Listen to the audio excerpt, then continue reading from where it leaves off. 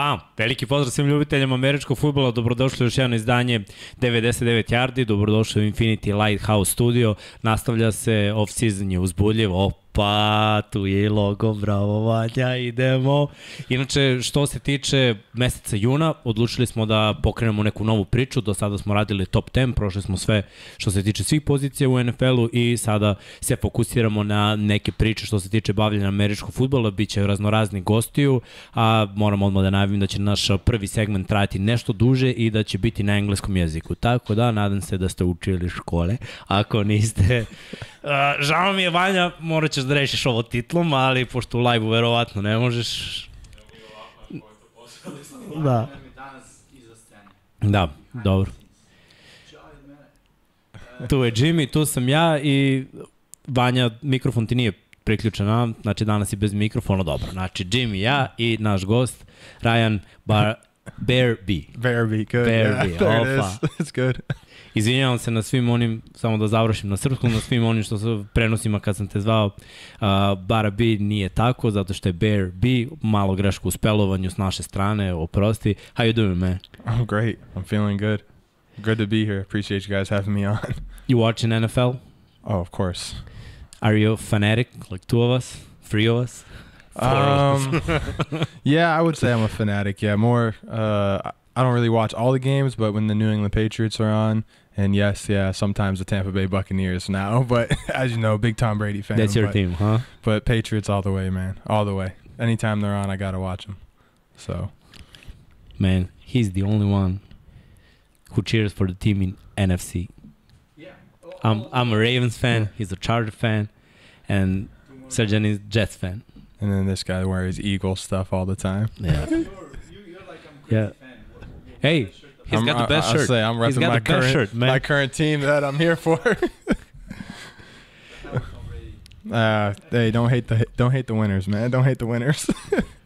We're gonna talk about your life, your experience, high school and college. Yeah. We're gonna let you speak, Right. and catch you with some questions. Sounds Be good. prepared. Sounds good. Sounds good. Yeah, let's just give maybe some more introduction on Ryan. So Ryan currently plays for Vukovi. He's a quarterback.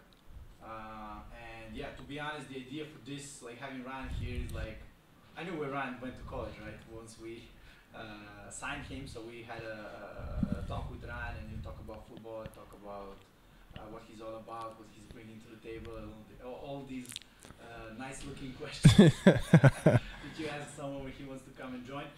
But then the side of Ryan's story, which we know really brief about, was his period as a graduate assistant at his university.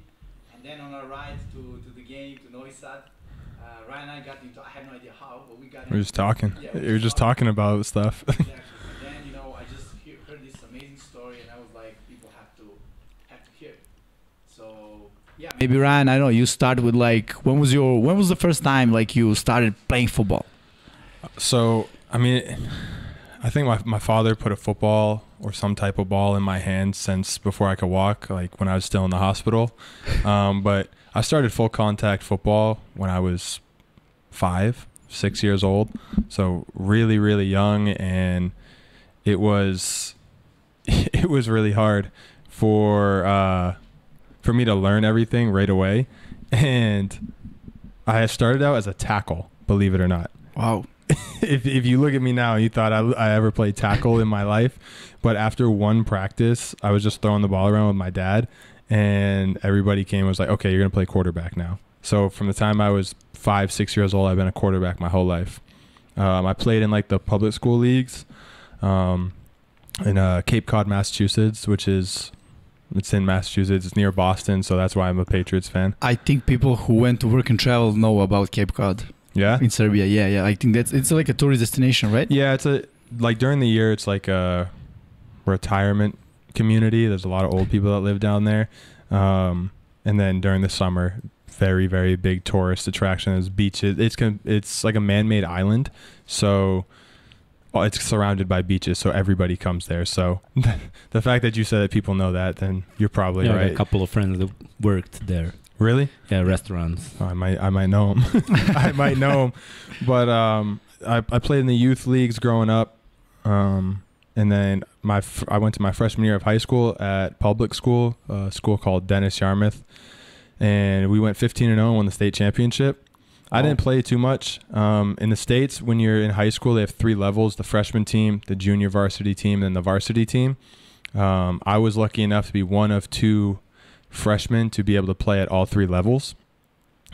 Typically, that doesn't happen unless you're pretty good. So we won 15-0. I didn't play a lot at the varsity level. I got minimal snaps. I mean, everybody was really good. There was guys potentially going to D1, a lot of D2 talent too. And then afterwards, there was, some conflict with the coaching staff there. They wanted to put somebody else at quarterback, more of a true dual threat guy. And Jimmy knows I don't run too much. I only run when I have to. Don't tell to our opponents. Yeah, that's okay. That's okay. I'll run all over those guys. I've developed it. But I decided to go to a private school. And a couple of the guys that I grew up playing sports with, they were at that school already during their freshman year. So the start of my sophomore year of high school, I transferred to a school called St. John Paul II, so Catholic school. And going from public school to Catholic school, it was a whole different world. You had to wear uniforms. We had to wear certain shoes, ties, belts, everything. No facial hair. You couldn't show tattoos if you had any, nothing. And I was in a complete culture shock. I was like, what is going on here? But my main reason for going was to play football, obviously, and I played basketball as well while I was there. Sorry, that's what I wanted to ask. Did you grow up playing 2 sports or only football? What was the football the first thing? Football was the first, and then basketball was the second, and then for 2 or 3 years I played baseball as well. But going into high school trying to play 3 sports, it just wasn't for me. I know a lot of my friends have done it.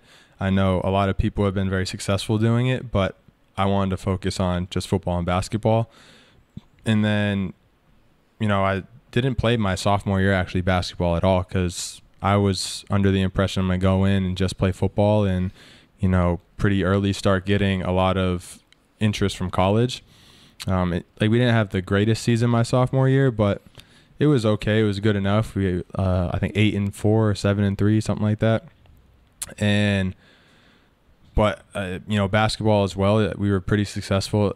The school itself was so small. We had just over 300 students in the school, and practically everybody was an athlete. We didn't have a gymnasium at our school, so there was no gym class or anything. You had your normal classes, and then I think later on in my high school career, they added a weight room class that you could go and just lift weights with the athletic director there. So that's unusual, right? Yeah, most high schools always have a gymnasium or something like that. Our practice field was the softball field, which was sandstone, and in the winter it just completely froze over with ice, and then you're running with cleats on ice. It turns into just ice skating.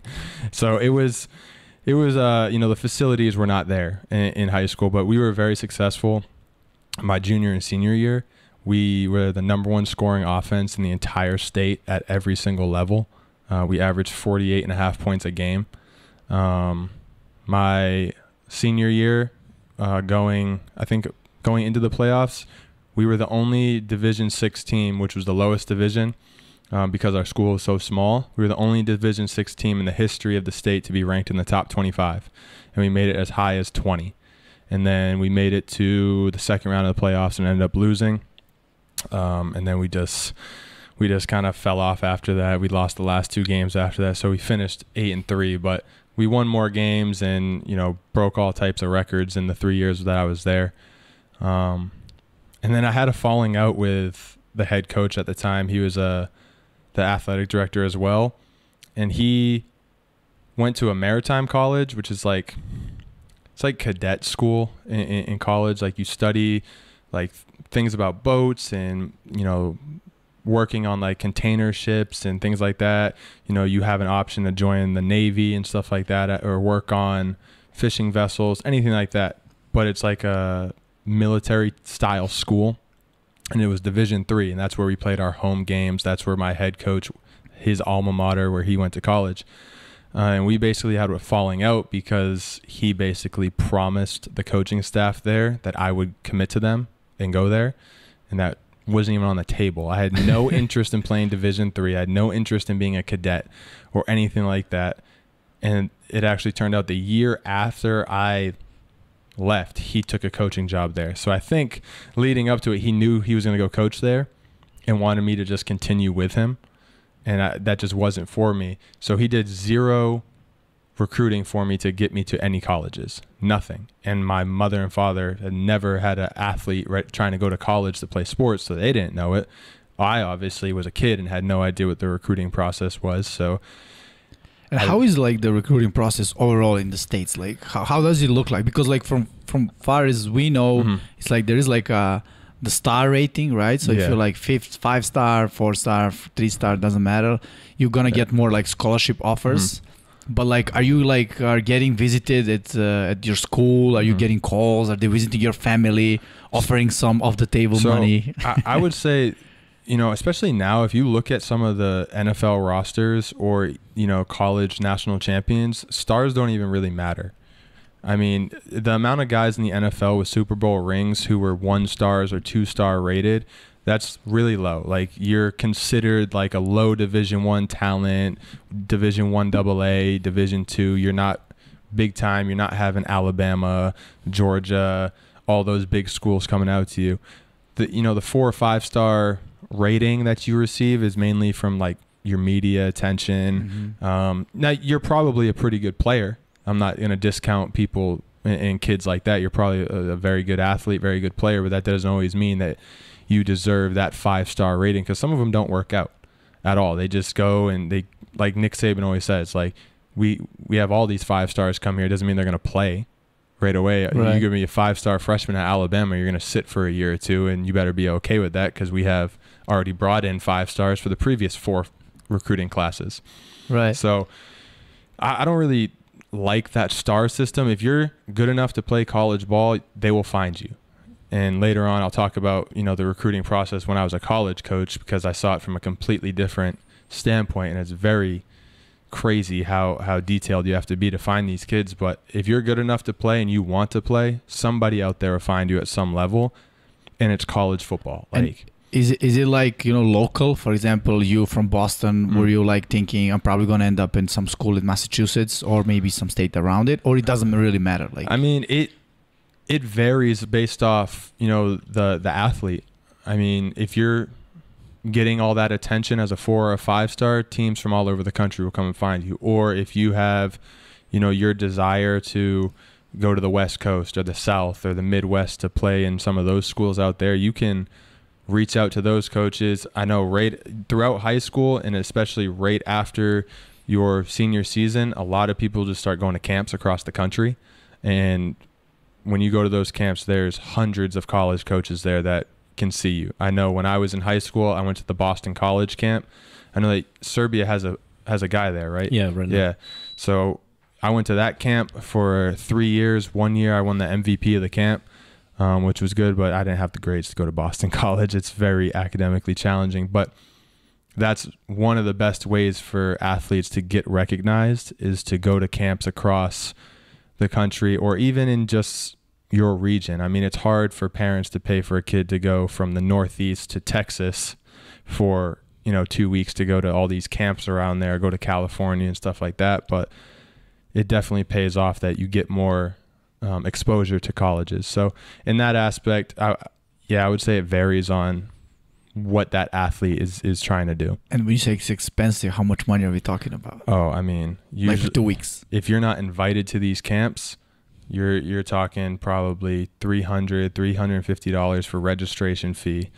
If they're not gonna, you know, do room and board for you, then, you know, hotel, which varies on the hotel, but another couple $100 for however long you're staying. If you're gonna travel to multiple camps, like if you're going to Texas camp, Oklahoma camp, Arkansas camp, because all those states are right next to each other, if you're gonna try to hit them all within a week or two, then you got to talk about your fuel prices and then different hotels. So it could go up to a couple $1,000s in just going to these camps alone. And shout out to every parent out there, because they're willing to do it to get their their kids into college. And I know my parents did it. They wanted me to go to, you know, any camp I could. Now, we couldn't spend all that money to go to all of them. I mean, I went to a few throughout, you know, high school, but I couldn't do what some of these guys do. But now you have the NFL guys like Cam Newton puts on the big 7-on-7 tournaments, and, you know, there's the Elite 11, which is, you know, worldwide coverage, is some of the best guys with at quarterback and receiver that go out there, and they get NFL guys to come out and train them. So the exposure for these high school kids to get into colleges and have colleges know them is just off the charts now. But I had that falling out, and I was like, I don't know what I'm going to do. I have no exposure. I had nobody. I went, like I said, my high school had 300 students in it. Our team had maybe 40 guys on the team. So I had no exposure, and nobody was really looking at, like, my grades weren't great. Normally in college, or in high school, if you have over a 3.0 GPA, you're doing pretty good. I had a 2.8. So I could get into any, you know, 4-year university I wanted to, probably not with any scholarship money or academic money. And I played with the lowest division in my state. So nobody was really looking at me, and I was like, oh man, I got to try the JUCO route. And for all the viewers who don't know what JUCO is, there's a term that goes with that. It's called the JUCO struggle. And, you know, I'm sure a bunch of people have watched Netflix Last Chance U. Yeah, some of the guys are even mentioning in the comments. Last Chance U, now that's different because it's on TV and they're filming it, so they're acting a certain way. And, you know, East Mississippi is, you know, the best at that time. Actually, in season 1 of Last Chance U, in one of the episodes, they're scrolling through the rankings, and my team is number 2 in the nation, Nassau Community College. We were ranked above EMCC that year, and then we had some issues. But Nassau Community College, they called me. I was in the middle of a workout at the gym with a couple of my teammates, and they called me and they're like, hey, is this Ryan? And I'm like, yeah, who's this? And they're like, oh, this is, you know, Coach so-and-so from Nassau. And I'm like, what is Nassau? And I'm like, the Bahamas? And they're like, no, community college, Long Island, New York. And I'm like, oh, snap. So I ran outside, and I was just talking to it was the quarterback coach and OC, Greg Laurie. And I was talking to him, and he was basically saying my film came across their desk. They watched it. They were impressed. They told me all about, like, what JUCO was, and, you know, had me down on a visit. You know, my mother drove me down. We stayed there for just a day. I mean, it wasn't that far of a drive.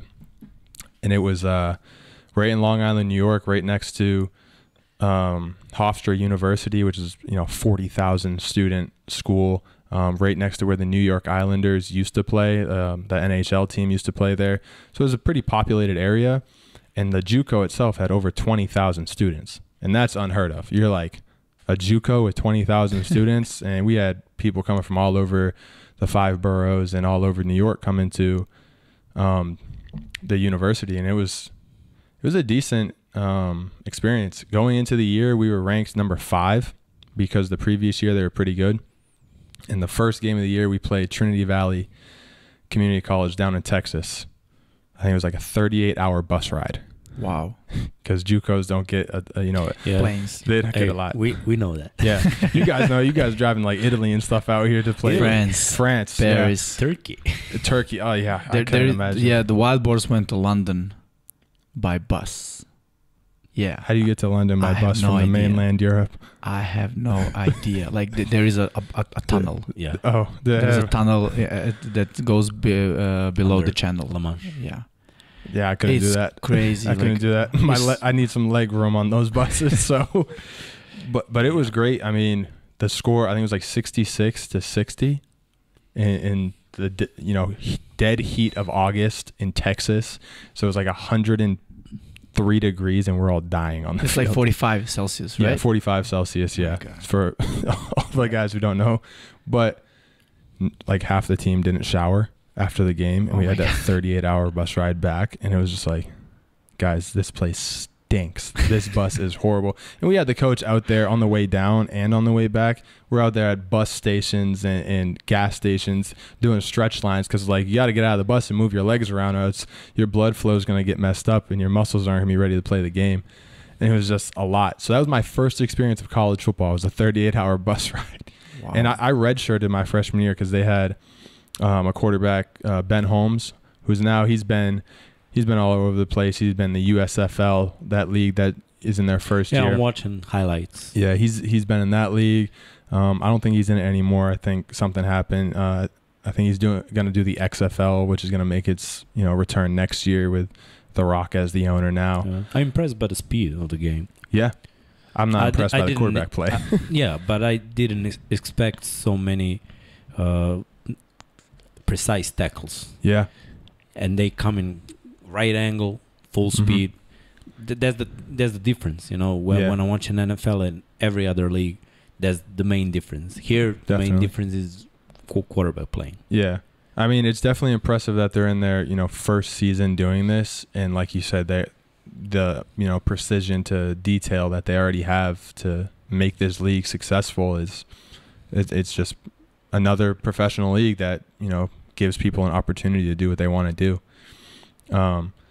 But can you tell us about JUCO, for example? How long can you stay at a JUCO? Can you play for 2 years, 4 years? What do you do after you're done? Most athletes, I think the maximum that you can stay is 2 years to play, because then you earn your associate's degree.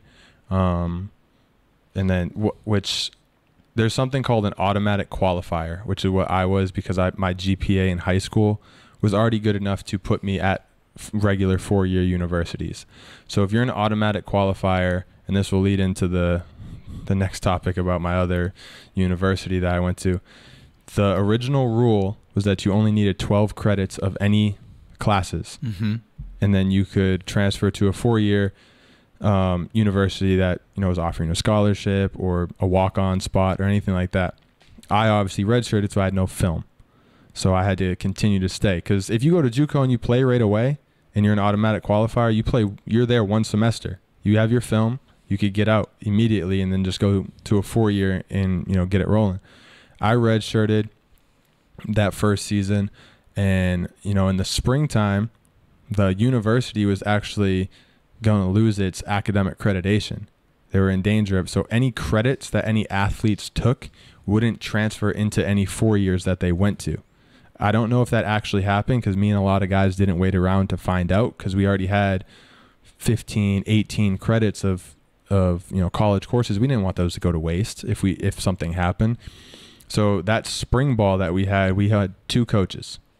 That was it. The whole coaching staff went to another JUCO program. We had 2 coaches, and I don't even know how many guys, maybe 30, 35 guys that stuck around.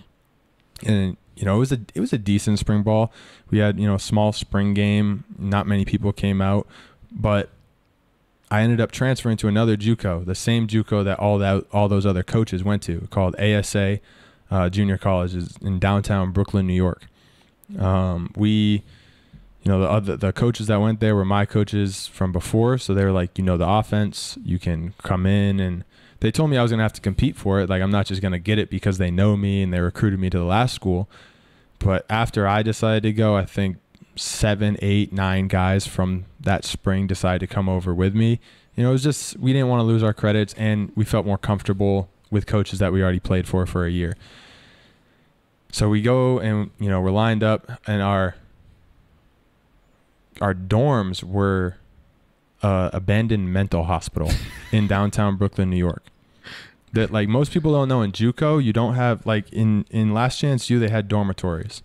Most of them don't have dorms. If you look at any California JUCO, there's no dorms. You have to live in off-campus housing. When I was at Nassau, no dorms. It was off-campus housing. I showed up with my mom to drop me off at college at 18 years old, and there's 15 guys in one house, in a 4-bedroom house. 15 guys, 15, 18-year-olds by themselves in New York. And we're just like, what is going on? So then I transfer, and now we're calling them dorms, but it's just an abandoned mental hospital. And, they got the one-way mirrors so people could see in, but you can't see out type of stuff. They got the bars on the windows and stuff. And I'm like, what is going on here? And they're just throwing 5 or 6 guys into a room. And we're just sitting there like, okay, guys, we just got to play football and get out. So we go out the first day of camp. There's over 230 guys coming out for the team, because another JUCO called Globe completely dismantled their team. So we got all of their funding and any of their players that wanted to try out for the team. So how does a tryout for 230 people looks like? Like, is it like eliminatory tryouts in terms of like coaches really set it up so like it's set up for someone to fail? Or is it like... do you have combine or... From what I remember, that is exactly how it was. I mean, it was blistering hot out in August, and, you know, we were on... We didn't have a, you know, set field. We were jumping around because there's no fields in the downtown of New York City, especially Brooklyn. Like, it's very hard to find any field, so we had to take buses out to fields, you know, a little farther away, an hour out of the city, 2 hours out of the city. And like you guys said, I remember they were just setting people up to fail. It was like, okay, if you dropped one pass, get out of here. Like, we don't need you. You can tell pretty quick, you know, who's going to be playmakers or not. I know personally, when I transferred in, I thought I was going to just, okay, yeah, I'm going to have to compete for the job, but I already know the whole offense that they want to run. I know that they like me because they recruited me. I show up and there's 26 quarterbacks. Dang. That was my next question. And I'm like, how many reps am I even going to get today with 26 quarterbacks? Like, we only have the field for 2 hours, 2.5 hours. How is this going to work? And, you know, they like whittled these guys down, you know, little by little each day for that 1 week of, you know, training and you know, combine drills. You saw, like, guys didn't want to be there because they saw what type of coaches they were, what was expected of them, and they just kind of whittled away. So I think by the end of that first week of camp, it went from 230 to like 130, 140 guys. And then every week after that, it kept on, you know, getting cut down. And we had our first scrimmage against a team in Staten Island, and I couldn't play because of the transfer rule. And none of the guys that I transferred with could play. And we were just kind of like, what is going on? So after that, I was fifth. I was the fifth quarterback on the roster on the depth chart.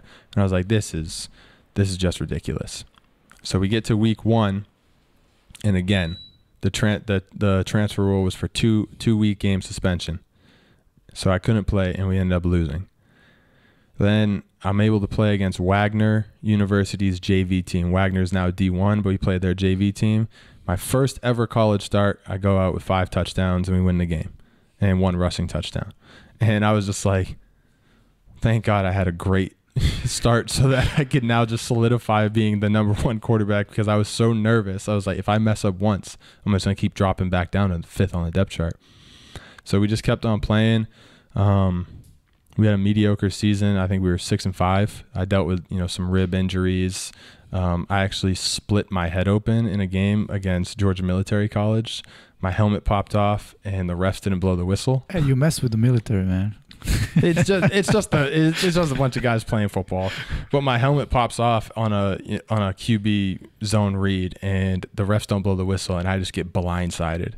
And my head, I didn't notice at first because my adrenaline's going. This is the second drive of the game too. I was excited to play. We were down 3-0, and I was like, oh, we could play with these guys. These guys are ranked top 15 in the nation. We weren't ranked. I was like, we could hang with these guys. I grabbed my helmet. I'm jogging off the field, and their DB on our sideline just looking at me like, and I looked at him, I was like, what are you looking at? And he's like, nothing. And so I get to my sideline, and our big D tackle, who ended up going to Missouri after JUCO, he's like, bro, your head. I was like, what about my head? He's like, look. I was like, how am I supposed to look at my head? So I put my hand on top of my head and immediately started to feel pain. I was like, uh-oh. So, and I looked at my hand. It was completely covered in blood. And then that's when it started to stream down my face. We were wearing white jerseys, all down my jersey, down my sleeve, everything. And I walk over to the trainer, and she's just like, I don't know what to do with you. So I ended up getting staples in my head and stuff like that. But going from there, I got a scholarship offer from Seton Hill University, which is Division II in Western Pennsylvania, probably 30-40 minutes from where the Pittsburgh Steelers play. So we were right there, and obviously Pitt University, so they use the same facilities. And I wanted to ask, like, how ready are the coaches from, like, let's say, universities to look at the JUCO players? Like, are they eager? You know, are they like, there is some good talent, let's recruit these guys? And, like, are they aware that, you know, at JUCO there is a lot of talent, but just guys maybe with not some good grades or, like, you know, yeah, that's exactly it. I mean, JUCO is known for not having guys with great grades. That's why a lot of people go there, because they don't get scouted or scholarship offers from normal four-year universities because of academics. So when you're on the coaching staffs at normal universities and you're thinking about taking a JUCO guy, there's only a couple factors that, you have a position that you really need help at. So you're going to try to bring in a JUCO guy who has experience already at some type of college level. And you know that you're not going to, if you do offer him a scholarship to come, it's only going to be for 2, maybe 3 years max, rather than paying him for a full 4 years. Because, at colleges, not necessarily D1, but Division II level, 1AA, you don't get the same funding as those big time D1 schools. So those years of paying scholarships, they actually mean something. Mm-hmm. I mean, you're not Alabama where you can give 85 full scholarships and just pay for everybody's way through college. I mean, at mine, Division II, I think we got 32 scholarships, and we were able to break those up into try to get, like, you could give a guy $1,000 per year and call that a scholarship. Now, that's not doing much for a college in the United States, but, I mean, they call it a scholarship. But, coaching staffs, very, very limited to the JUCO guys. I mean, it's very hard for you to just bring in a guy, and a lot of times it's attitudes. Because in JUCO, like I said earlier, you're only there for 1-2 years. So the team aspect isn't really there fully, because everybody needs their film to get out. The goal is to get an associate's degree. If you don't need an associate's degree, it's to get film. And either way, you're trying to get film to get out to go to a 4-year.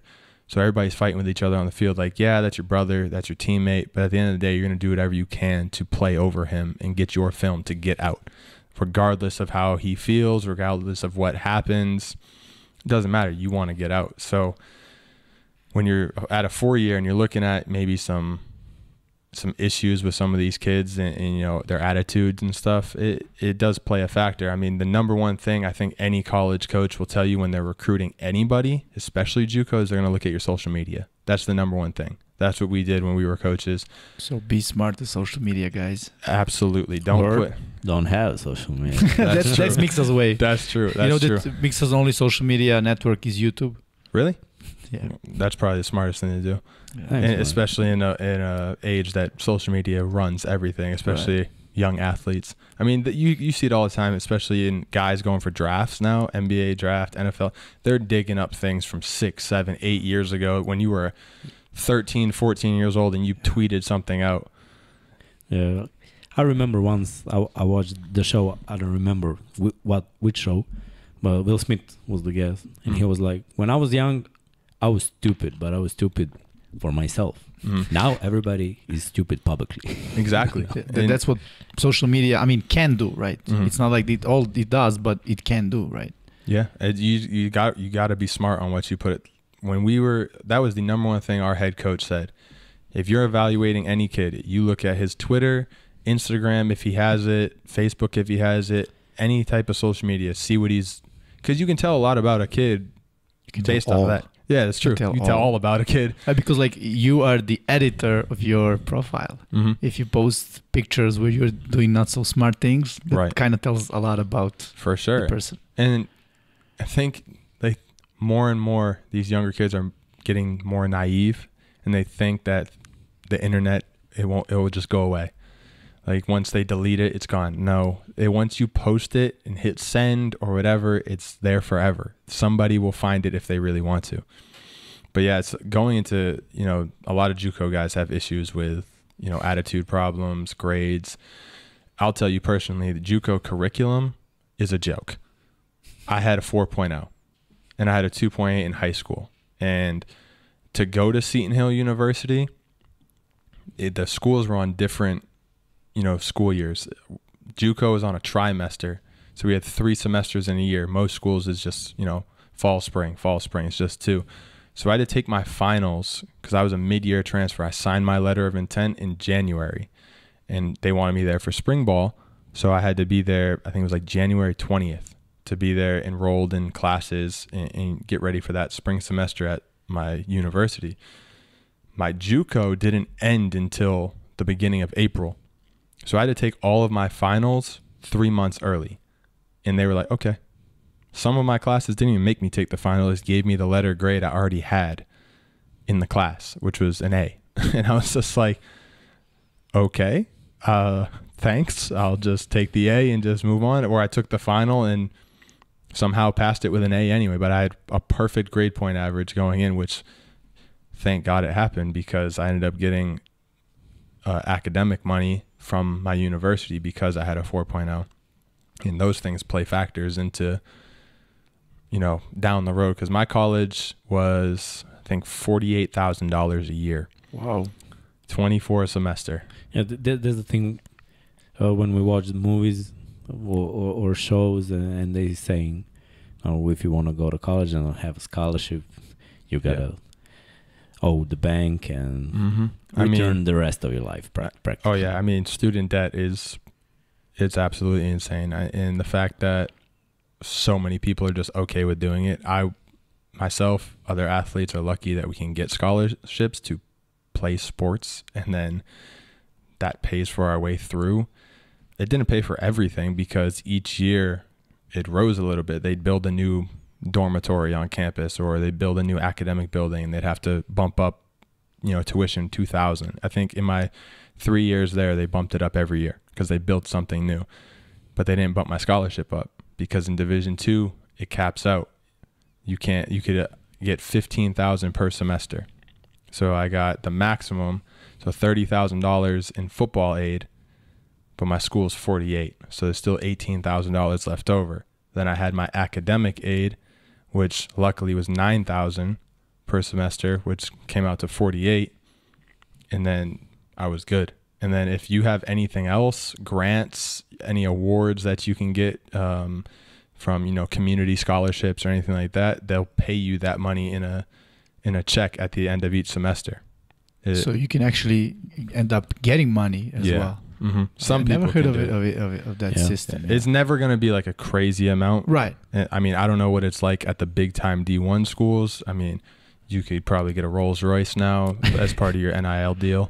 But before all those things started, you know, there was obviously the under the table stuff nobody heard about, but I don't know what they call them refund checks. Mm-hmm. I don't know what in big time D1, what that was like. I just know from what Division II was like, it was maybe a couple $100. You know, if you really had really great academics, maybe $1,000, $2,000.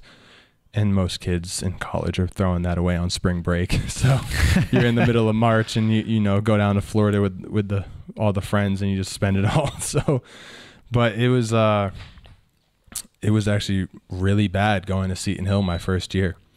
I was so excited to come in. They had the #1 passing offense in Division II in the country the year before I got there. And I was supposed to compete for the starting job my very first year. And that transfer rule, when I told you about you only need 12 credits, changed. And nobody at ASA or at Seton Hill told me about it. And I didn't have a science class. I only needed 12 credits of whatever.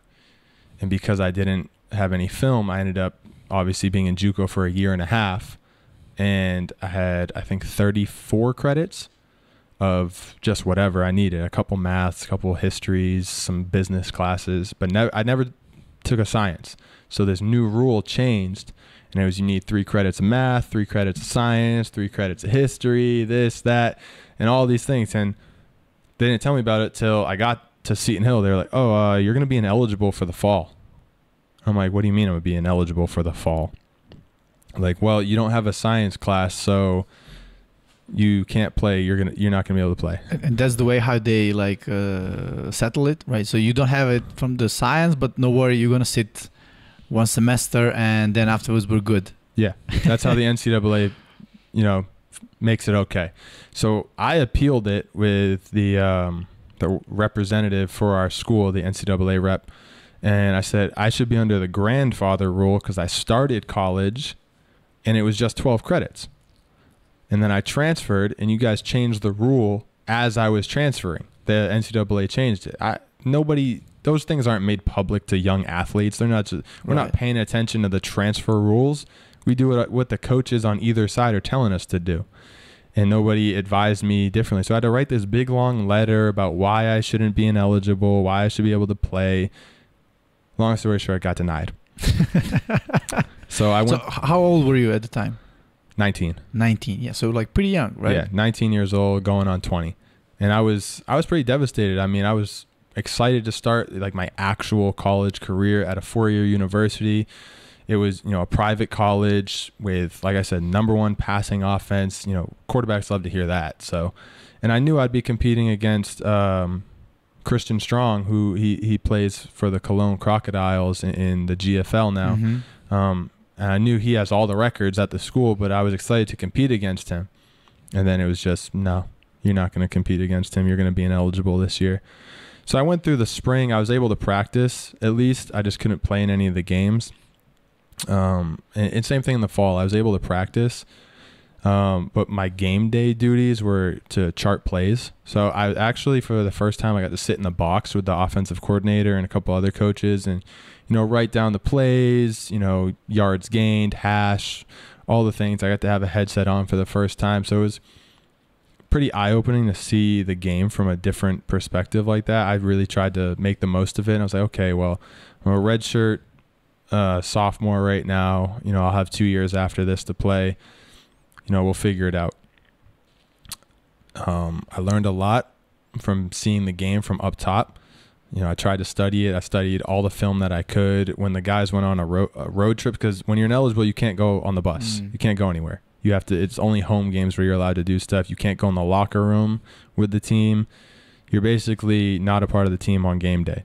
You can do everything else at practice, weight room, all that stuff, but nothing on game day except for I was allowed to be in the box. So when they would go on away trips, I'd hit the weights extra. I'd hit the field by myself, throw into the QB net, sometimes 5:30, 6 o'clock in the morning, just because I was so mad that I wasn't able to play this year. And that year that we were supposed to be so good, we went 0-11. 0-11. I had never, ever experienced something that in my life. I had never lost that many games combined in high school or JUCO. I was so confused at what happened because we were supposed to be this high-powered offense, and we were supposed to put all these points up. We were averaging, giving up, like 52 points a game. There was a point in time where 6 games in a row, the team we played against set either the conference or their school record rushing or rushing touchdowns against us. Wow. 6 weeks in a row. There was games that the scores were like 74-7, 56-10. Like, it wasn't even close. And we were all so confused. And being up in the box with some of the coaches, I got to hear some of the behind the scenes talk, and they made me say, you can't say anything to the guys, whatever. They didn't want to coach. I heard it all on the headset. They did not like this team. They did not like our guys that they built the team. They did not have any faith in anybody. So they were just basically there for a paycheck. And it was, pretty hard to deal with. And then after that season, I became the starter my junior year. That year we went 1-10. And again, the coaches were the same coaching staff. We actually had a coach tell us at practice he would have quit already, but he wants his last few paychecks from the school. My God. And we don't want, the guys were looking around. We're like, why do we want to play for these guys? You're 20, 21. Yeah, we're 20, the 18 to 24-year-olds on this team. And we're like, why do we want to play for these guys? They just want paychecks, and that's it. We had the worst defense in the conference for 2 years in a row. Like, what are we doing right now? And at the time, we had one of the best, if not the best, receiver, Ardell Brown. He ended up doing his graduate year at UConn, but he was probably the best receiver in the conference. And we would throw him the ball. He was averaging 180 yards a game, and we just couldn't stop anybody. Or sometimes they double and triple team him. Ardell was my roommate, one of my best friends, and everything like that. We'd sit up late at night, and be like, "How do we win games, man?" Like I'm putting up numbers. Receiver wise, we're doing okay, passing the ball, running game non-existent, defense non-existent, and we're just like, we couldn't come up with anything. We were 1-10, and the one game we won was because he returned a punt with like a minute left in the game. He returned a punt for a touchdown, and I was just like, this is crazy. And at the end of the season, at the end of that semester, the athletic director and a lot of the administration pulled us all into a big meeting room. And basically just said, all the coaches are fired. They're gone. We don't know if you're going to have a program in the spring going forward. Just know there's a coaching search going out tomorrow. You guys have any questions? A lot of them. And we were like, yeah. Do we still get to keep our scholarships? And they're like, yeah, everybody who's on scholarship will remain with their scholarship. That won't worry. He's like, okay, well, what about transfer rules? Because this was right when transfer portal started, and everybody wanted to jump in and jump out. And if you jump in, it has to be signed by the representative to the NCAA and all this stuff. So it was just a madhouse. We went home for the winter break, and we had no clue what we were going to come back to. And it was very frustrating, and and we didn't know what was going on. I had guys calling me as the quarterback like, dude, what's going on? What are you hearing? I was like, nothing. I don't know. So to be honest, I'm really amazed to even hear that can happen in the States. Like a school can like lose the football program like over the night. Over the night. Yeah. Basically. They were just like, we have no idea what's going on. I'm calling the athletic director, which you're not really supposed to do. I mean, he's got all the athletics of the university to worry about. And I'm asking him like, how's the coaching search going? What are you going to do? What are you going to do? And he's just like, I can't really get into it with you. So finally, I think it was 2 or 3 weeks before the spring semester was supposed to start. They hired a guy from our school. He played football at the original team that started in 2005. His name's Dan Day. He's still currently the head coach. He played center. So they hired him. I was in the transfer portal because I didn't know. I was ready to go leave somewhere. I had an offer to go play D2 down in Arkansas. I had one in Texas that I could go to. But what I really appreciated was, the new head coach had assembled his staff, and everybody on the staff reached out to me, offense and defense. Obviously the defensive coaches don't care. They're never going to coach me. But they all reached out just to see how I was doing, my thoughts on the guys on the team, the program, what I think needs to be changed. Because I was going into my senior year. And they're like, okay, you're a senior quarterback. We value your opinion. And I had a long talk with Coach Day and just talked with him. And, I want to know his philosophy and, what happened. The main thing that stuck out to me was that we were the team. A lot of times when you see coaching changes at any level, especially college, they can't wait to get that previous team out the door. You'll see a couple of years of rebuilding. Yeah, everybody wants their guys. Yeah, they want to go their recruiting class. They want their guys there. And so the fact that he wanted us, he's like, you are our team. Like, we're not going to go in here and compete without you guys. And it was a rough spring. We had me and one other quarterback, and we were putting thousands of throws on our arms every week. So our arms were getting pretty tired. We didn't have an O-line. We had 3 O-linemen for the entire spring. So our spring game was like just half-line stuff. Like we ran full field with the skill guys, but it was just half-line rush. And anytime we ran zone read, we had the backside DN just crash down. And I'm like, I would pull this. Like, can you just let the front side work? But we made the best of our situation. I know the coaches there put in multiple 20-hour days for recruiting, because that recruiting class was over 50 freshmen came in for my senior season that fall. We had a lot. So that spring was, very stressful for us as players, very stressful for the coaching staff, just trying to get some type of team assembled for the fall. So the fall comes, and, we finished that season 2-8, but we started 4 true freshmen on the offensive line. And the conference that we're in is called the PSAC, Pennsylvania State Athletic Conference. It is by far the best Division II football conference overall in the entire country. I mean, every single team can compete with each other. They put guys in the NFL all the time, guys on multiple rosters overseas, everywhere. It's just very, very high level of D2. Some of these teams have even talked about in the near future going up to D1 AA. And it was just, kind of crazy that we were going in there with 4 freshmen up front. And then also on defense, I think we had 9 freshmen or 9 sophomores. I think it was 9 sophomores. So we were very, very young, playing against 23, 24-year-old grown men versus 18-year-olds who have never touched the college field before. And it was kind of hard for me to, I had to swallow my pride as that senior quarterback. This is my last go around. I had to swallow that pride. I'm like, oh, I'm going to take a beating this year. I think I was hit over 400 times that year. There was one game where I was hit 60 plus times in one game. And I put no fault on those guys. I mean, they fought every single time they took the field. Every O-lineman, every guy I had, they fought until the very end of the game. But we finished that year 2-8, which was better than the 2 previous years combined. You doubled the number of wins, right? Exactly. We were 0-11 and 1-10, so we doubled. So, Coach Day had them moving in the right direction. And, going out, I was, that year I was named the offensive MVP of the team. I mean, we didn't really care about awards at the end. It was just like our inner team banquet, and we were just kind of the seniors. I think we graduated like 12 or 13 of us. We were just happy to leave the program with a better record than the 2 previous years, and with better coaches than we experienced in the previous years as well. And that was really the end of my playing career in my mind. I was like, okay, I'm done. I graduated college.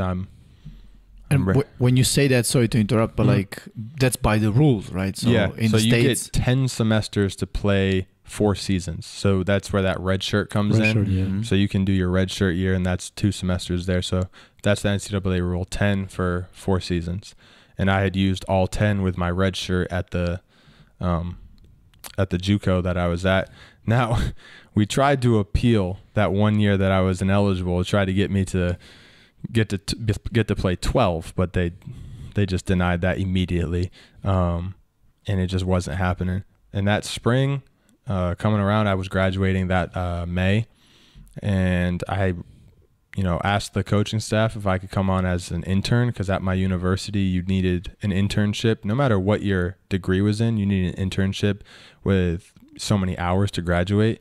And I thought, I'm just going to go coach college football somewhere, high school football somewhere. But I figured I wanted to be a coach at some point. My father's been a coach my whole life.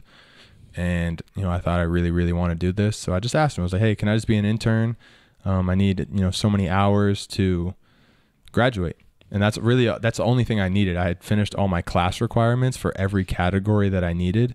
So it was just internship. So it was like I was becoming a coach that spring. And then March comes around and COVID hits. And they, tell everybody it's over. Like, everybody's going home. There's no spring ball. There's nobody can be here. Everything's shutting down. I mean, I don't know how it was here, but they shut everything down. Also, yeah. So they shut everything down, and I was like, with my advisor, I was like, hey, do I need all these hours still? And she was just like, no, like, the hours that you have will count. You're going to graduate. So I really only completed about 45 hours I needed 90. So I completed about half of my hours that I needed. Now, it wasn't about hours. I really wanted that experience, and I only did half, and I still was able to graduate. And then I was brought into the office by the head coach, and he wanted to take me on as a graduate assistant, which means I had to go to do my master's, because you can't just graduate assistant, obviously grad school. So I did mine in business management. And that fall, we didn't know, going into we knew we probably weren't going to have a season. And I was named the running back coach because I was in that offense, obviously. I was in the backfield. These guys know me, so they trust me, to coach them at running backs. So for that fall, we could do very minimal things, very limited numbers in the weight room, on the field. Everything's got to be spread out. So I coached running backs, but it really wasn't anything. It was just like 15, 20 minutes of drill work every day, some film work, some classroom, board work, stuff like that. But it wasn't a lot. We couldn't do a lot. And then the offensive line graduate assistant graduated, and he was done. Okay, and just to shed some light on the graduate assistant role. Yeah. So like it was a deal, let's say. So you get the master's, but in return you're the graduate assistant to the football program. So you don't have to pay for your master's degree at all. It's paid for by the university. Now, varying from university wherever you are, they can give you some type of stipend. So we made $450 every 2 weeks. So it wasn't anything. Yeah, $450 every 2 weeks. So it wasn't anything crazy, but when you're in grad school, you can't live on campus either. So you have to find an apartment off campus. So then you have to pay rent. Then you obviously need a vehicle to get up to campus or wherever you are. Does $450 covered it up? No, not even close. Not even close. I mean, you're really stretching down to the pennies, and you know, you gotta do some side things too. You know, I was doing FedEx at 3 o'clock in the morning. Is there like legal to do it in terms of like is there like a law saying you cannot work anything else, or you can? No, you can. I mean, I just know 99% of college graduate assistants can't. It is so time consuming because it is a full-time job, as well as you have a class load to do as well. And like when you're a graduate assistant, like can they assign you to any role? Like can the head coach say, hey, you're the running back coach, you're the film guy, they can do whatever. So I'll go through like our normal day right now. So because spring is different to fall. So in the spring, you know, it's a little, you know, laid back a little bit more weight room stuff. So, but almost every day you're up at 5 o'clock in the morning, 5:30 in the morning. You know, there's some type of weight room at 6. The strength coach has to be in there, obviously, and then one of the graduate assistants. And there was 2 of us during that spring. So one of us was flip-flopping every single day. 6 in the morning. 6 in the morning. And then when the weight room's done, right to the office. You're in the office, you're doing, you know, film evaluation of recruits, pretty much any day-to-day task that any of the full-time coaches want you to do. So the offensive coordinator, the receiver coach, the head coach, the defensive coordinator, they can assign you whatever they need. You know, that could be go to the copy machine and make copies, go down to this office and pick this up for me, go grab me lunch, stuff like that. You go to the store and grab candy bars, anything, and you got to do it. And on top of all that, you're trying to figure out how to do your classwork. And I was lucky enough to do my master's during COVID, so everything was online, so I didn't have to be in person, it worked out good for me, because I could only imagine trying to tell these professors, hey, I can't come to your 5-hour class because I'm coach. And they'd just be like, whoa, you're a graduate assistant. Grad school comes first. And then I have to explain to the head coach, well, I got a 5-hour class. I can't coach at practice. So there can be a conflict of that type. Yep. And how is it like up to you how you're gonna sort it out? Yeah, it's up to me. So they're not like, oh, so you're a graduate, you have to graduate, or the other hand, like, so you're a coach, so you have to coach. No, yeah, it's up to me to make the class schedule fit my schedule, which is impossible. It's not possible to do, which is why I was so happy everything was online. That's why you said 99% don't work. Yeah, you're there from before the sun is up till way after the sun goes down. I mean, I don't even know how many times I was there till midnight after being there from 6 in the morning. And then like during the season is probably the most stressful thing I've ever been through in my life. I mean, you're up at, 4:30, 5 o'clock in the morning. You have to be in the office before the full-time coaches. I mean, they expect the doors to be unlocked and lights on by the time they're in at 6. And you're in there doing, whatever you're supposed to be doing. I know I had social media responsibilities, so I made graphics on Photoshop that I needed to do for, game week stuff, players of the week, stat things, just social media things in general. I was in charge of all of that. I was in charge of the offensive line, our scouting reports, which took up the most time. We used Huddle, and I know that you guys use Huddle here too. We went into so much detail on percentages. So for me personally, I had to go through every 3-game breakdown. So we'd look at the last 3 games of whoever our opponent was that week. And we had to, or me personally, I had to look at every defensive front and label it what it was in our terms. So over front, under front, bare front, whatever it was, type it into Huddle. Then I had to label where the backers were. Then if there was blitzes, I had to label which guys blitzed and where they blitzed. So for instance, if the Mike blitzed to the A gap, I type in MA. If the Will blitzed to the B gap, it'd be WB. And you just go down and you do that for every single defensive snap for 3 games. And like how much time, like on average, do it take for you? 100 plays per game or more? Yeah. So you're talking about anywhere from like 270 to 300 plays that this needs to be done that day, usually on Monday, because Monday is leg day. Yeah, leg day. But the NCAA gives a mandatory day off completely from all athletic activity, weight room, practice, anything. Now the kids can do it on their own, but we can't force them. So Monday was our big scouting report day where we would have to do everything. So we'd be there from 6 in the morning till 11:30, 12 o'clock at night, and you're just going through all of these things. And then again, back to the D-line, I had to do defensive stunts. So I had to label those as well. And the other coaches can't do their job. So the receiver coach would do coverages. The running back coach would, he'd jump in and do some of the things, but his job was to go in and do formation, personnel, anything like that in our terms. So the team that we're playing, they don't call it trips right. Right. Like they could call it whatever they want. I mean, we would label it however we need to do. So you're talking thousands of pieces of information need to be uploaded in one day. So when you're done, then you have to watch it, and you have to watch it with the head coach. He was part of the offensive staff, so the defensive staff did their own thing with the defensive coordinator. We did it with the head coach, so we were there really, really long because he was very meticulous, and we had to go through and create these reports. So in Huddle, you can highlight certain categories and create reports, and it'll give you percentages. So, okay, they're in 10 personnel, and they're in trips right.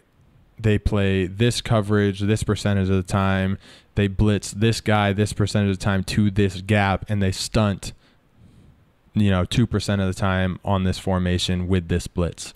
And you'd have to go through and break down every single one of these and give the head coach the percentage so that our OC and him could talk about the game plan.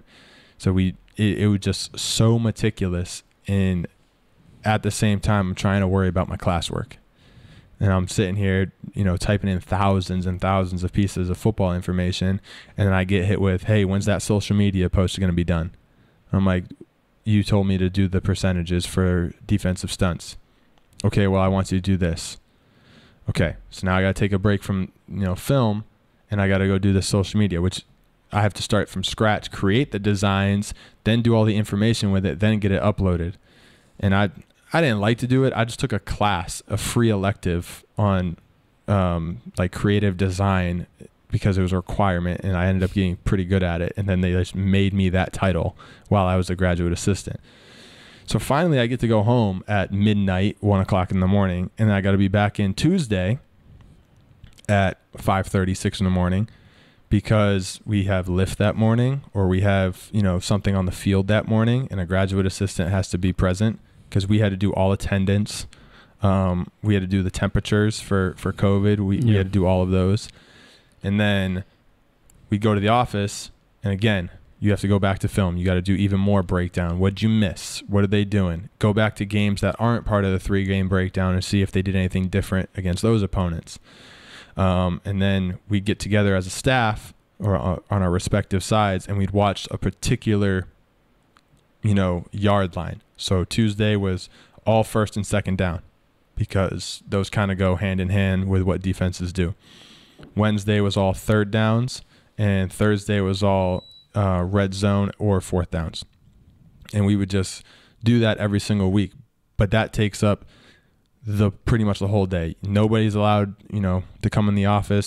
Student athletes will come up all the time and knock on our door and just annoy us, and we're like, hey, we're trying to game plan, because that's really where we got into what plays we run against these things.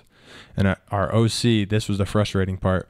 I played in this offense, and I know I played against these teams for 2 or 3 years. I played against these guys and their coaches, so I know I have some type of input that I could have. But the OC, who was my quarterback coach, and the head coach really didn't take into consideration anybody else's input. Like the receiver coach, he was very experienced. He played arena football for a long time. He was a very, very good receiver. We had our running back GA as well, who, he was young, but, he contributed some things too. I could contribute, but for some reason, anything we contributed never made it into the game plan.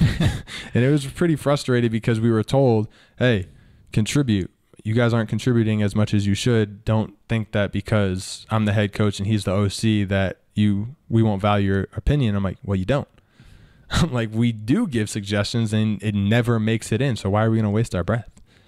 And it just got to, I mean, that year of my graduate assistant with the O-line, it was very frustrating because our offense was not that great.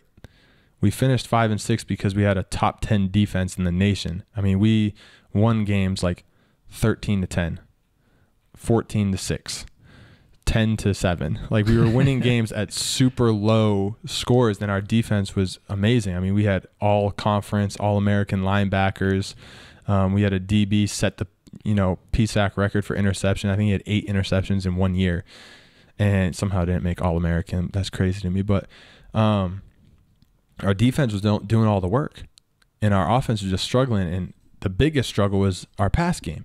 That year we finished with the number 1 rusher in the entire conference, Logan Wiley. He, over 1,300 rushing yards, double-digit touchdowns. It was a really good year for us running, and that was our weakness my senior year. So the 2 years prior in 2019 when I was the quarterback, we couldn't run the ball for anything. Yeah, the difference.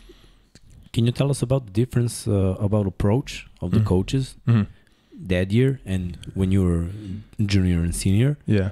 About coaches and about defense. You said you were averaging 50-something. Yeah, it was a completely new defense. Like, the whole staff was new. But the defensive coordinator, Kevin May, he runs what's called the flex defense.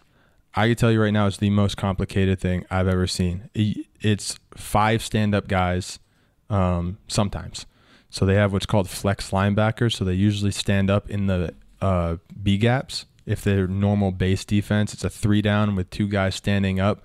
And then, safeties are running all around. These guys can drop. The DNs can stand up and drop. Sometimes I'd go out there when I was, playing against this defense in practice, all 5 guys would be standing up and staring at me. And I'm like, I don't know who's coming. I don't know who's dropping. The nose tackle standing up, DNs, linebackers, everybody's standing up. And behind all those guys is our Mike linebacker. And the defense is designed to make him free to make all the tackles. I mean, Jaden Emberton Gaines, who he plays for a team in Germany now too. I think in the final 2 years of his career with that defense, he was close to 200 total tackles in 2 seasons.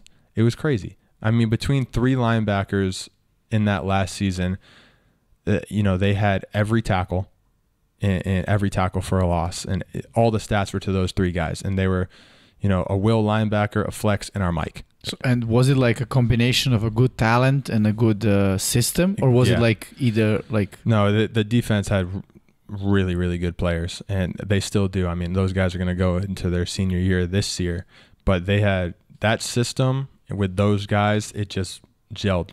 And those guys, they had a certain attitude about them, and in practice and in games, they call themselves the dark side, and it was frustrating as an offensive player and a coach to not have success against. You never want to just go out and just dominate your own team, because then one side of the ball is not doing good, and when it's our side of the ball getting dominated day in and day out, you start to look in the mirror as a coach and you're like, what am I not doing right to teach my guys? And we all had to have that check on the offensive side. We're like, okay, we're not averaging any points. Our defense is holding us in all these games with turnovers and, 3 and outs. I mean, I think there was a point in time where the defense was allowing 20 rushing yards per game. That's it. Wow. And I'm just like, that we have to put points on the board. They go 3 and out. We can't go 3 and out every time. At least just sustain a drive and get the defense some rest. I mean, they only have so many guys who can make all these plays. But, Coach May, his scheme is crazy. I mean, he'd have to explain it to you, because I have no idea what goes into that, because he had guys going all over the place. He would confuse me. And when I was a player against him, he confused me every single day in practice. And again, when I went to coach, I was on the offensive side, so I didn't even have any I didn't even talk to him that much about it. I would just try to help my O-line block it in practice, but it was a lot. Yeah, and just for all the people watching it, that's Division II program, right? So like, we're not talking about Alabama, we're not talking about all these fancy schools. We actually watch NCAA Yeah. games. This is like Division 2. Like, can you even imagine what's going on in like D1 universities? You know, I couldn't. how dedicated and committed they are. You know, I would say, first of all, I had 0 days off from the day I said okay to being a GA to the day I stopped being a GA. There is not a single day off that you have. No vacation time. Yeah. No summertime. Nothing. And then within that, I think every day was a 16 to 20 hour day at the office or doing something related to football. Now, in the very beginning, COVID obviously affected that. But when COVID was done, 18-hour days were very consistent. 19-hour days were very consistent. I mean, I was living off of coffee in our cafeteria or going to Dunkin' Donuts. I know you guys don't have that over here, but I was drinking coffee a lot just to keep myself awake and moving, because once you're on the campus, you don't even know if you're going home that day. You have no idea. I mean, we had a counselor's office right across from ours, and she had this big beanbag chair and some couches in there. So sometimes we would just go crash in there and just wake up and already be at the office. And it's just a lot. And that's, like you said, that's D2. Now imagine what they're doing at D1. They're probably never going home. I remember when we talked about Sean Payton retiring, and all of our fans was like, "Oh, he's going to come back," you know. unretire. Yeah. Why? Like, no. Can you imagine? I know in Serbia we have stress with like 50 players Right. in a league when I don't want to say we dominate, but it's pretty close to that. Yeah. I cannot imagine D2. I cannot imagine D1. And but I can think about NFL like the most stress a person can handle. Yeah, I don't know, because then you're talking money too, with contracts and coaches trying to deal with all that.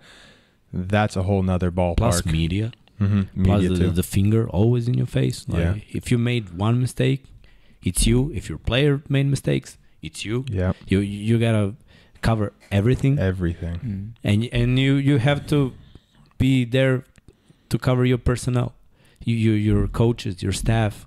If they make mistakes, you got to be there for them. Yeah. A lot of stress. And I think, some of the major differences between like just the levels of football, I mean, we had a coaching staff of 9 for a team of 120 at D2.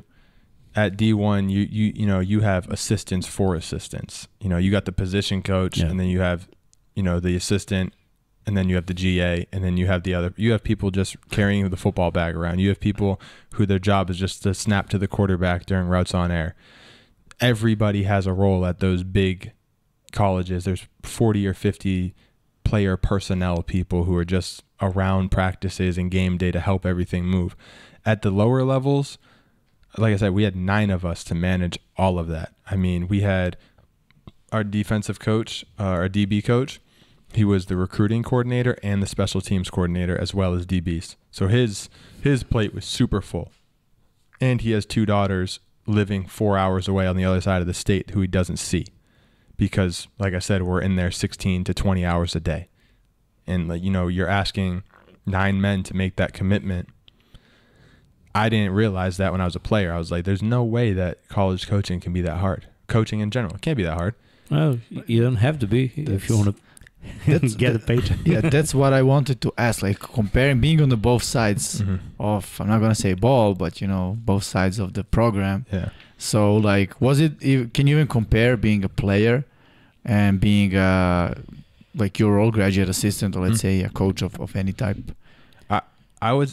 It's really hard for me to compare it, because when you're a player, you're required to be at certain things: weight room, study hall, your meetings with your position coach or your unit, team meetings, obviously practice, game day stuff. You're required to be there, but you also have a mandatory day off from the NCAA, which ours was Monday.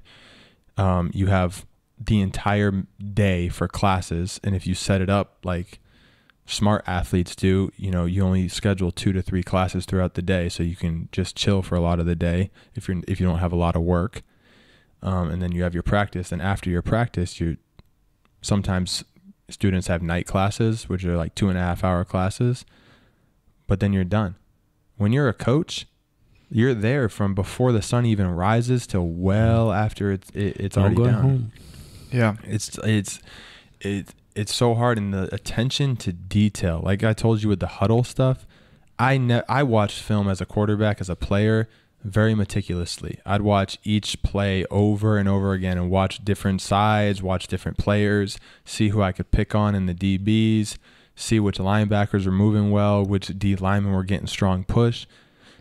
But never did I think I'd have to go into so much detail as I did as a graduate assistant. I mean, the entire game plan is, determined how well we put in our information. If we mess up our percentages and the team comes out and plays something else, and it's like, well, what did you guys do the percentages for? You messed up the whole game plan. Now, never, ever is the defense going to come out and run everything exactly how they did the previous games, but you can get a pretty good tell for 3 games in a row how they lined up to the offensive style you're going to do. So, I mean, it's very hard to compare, playing to coaching, because just the time commitment, it isn't even close. Like summer, where kids get to go home, there's no summer for a college coach. And I did my master's classes during the summer as well. So it was classes and coaching, because that's a lot of time where the coaches are out on the road recruiting. I did my classes, so I wasn't out on the road recruiting, but you're going to specific sections. So like a coach will have, depending, it usually is like where that coach is from, because he has connections. So like our OC was from Ohio. So he would drive up to Ohio, hit all those camps, go to all those high schools, link up with those connections that he has and try to get, rosters and guys to look out for. He'd go to these camps and, pick out guys to talk to.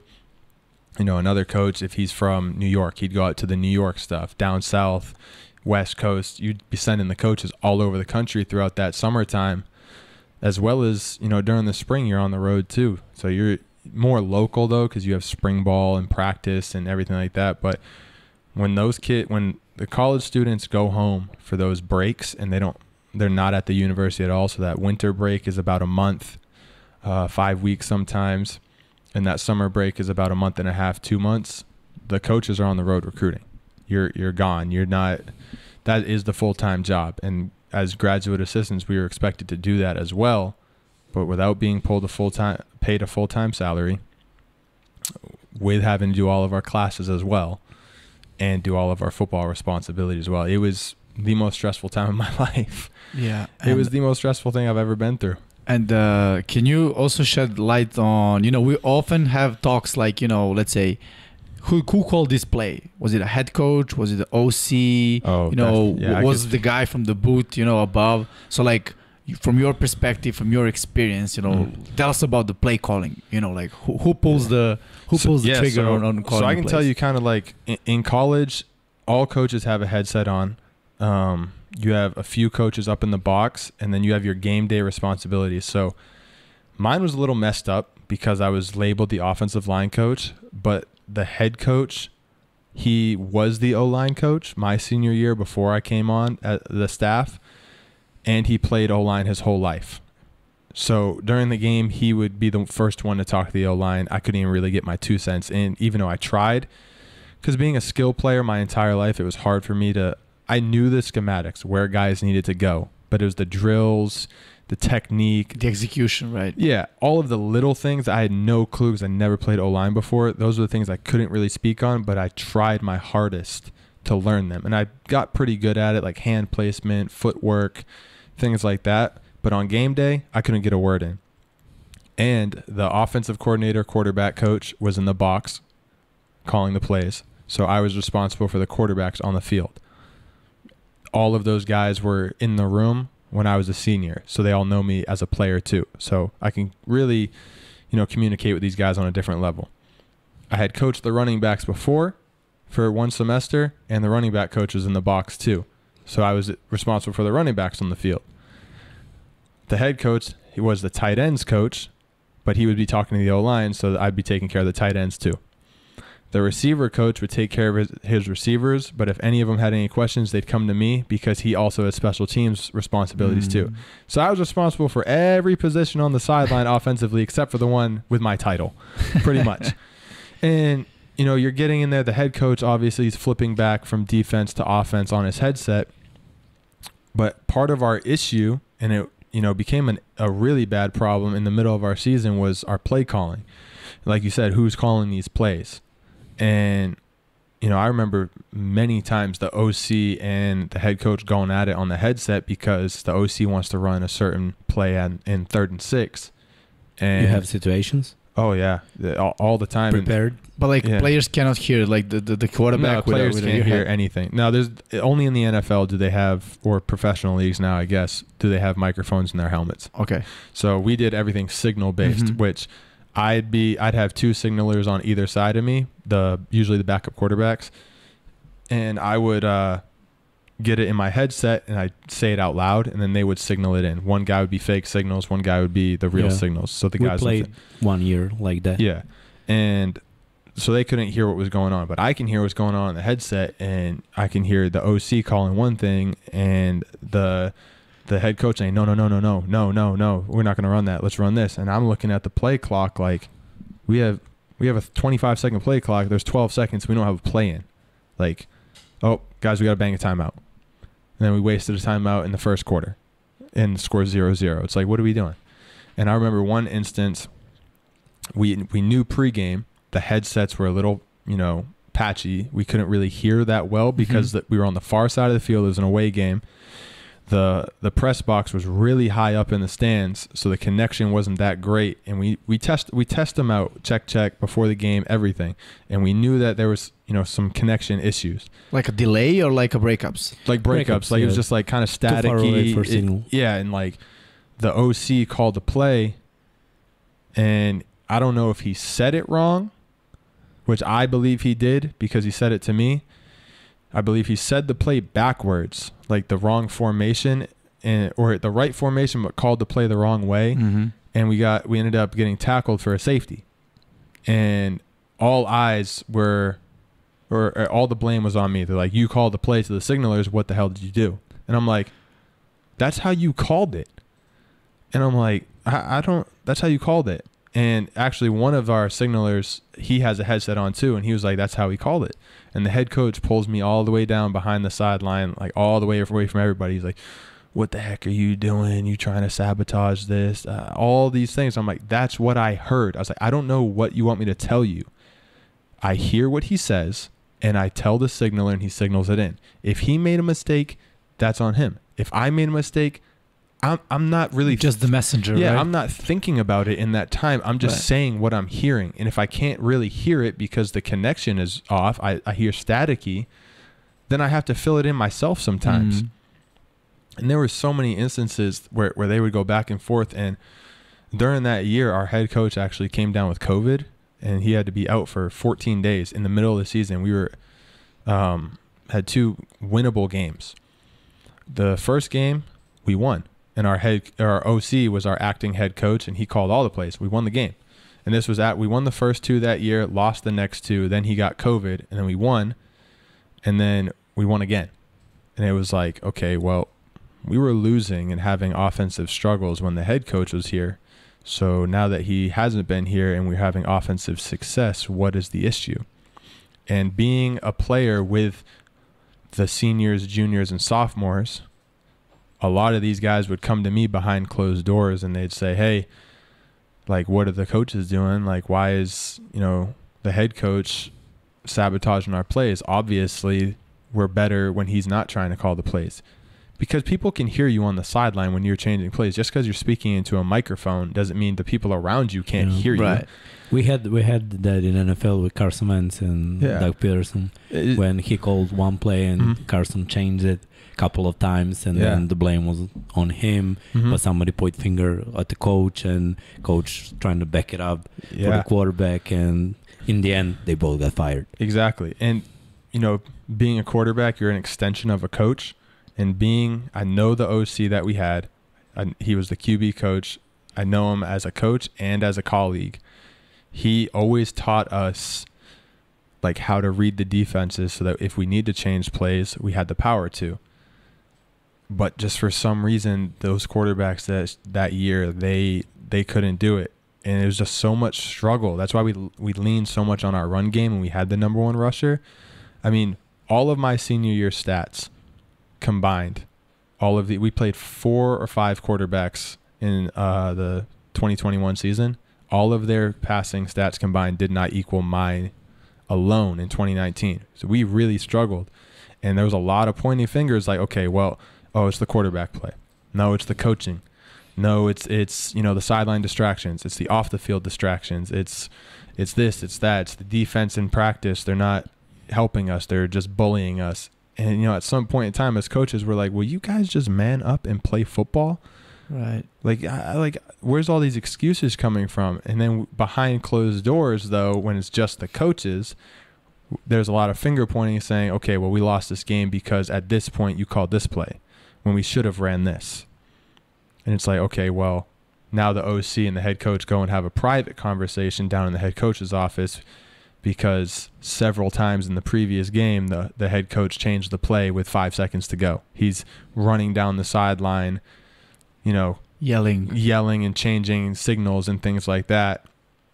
And it's confusing the offense because they're like, okay, well, that clearly wasn't the play that was called for the situation. And he's sprinting down the field, down the sideline, trying to get a new play in.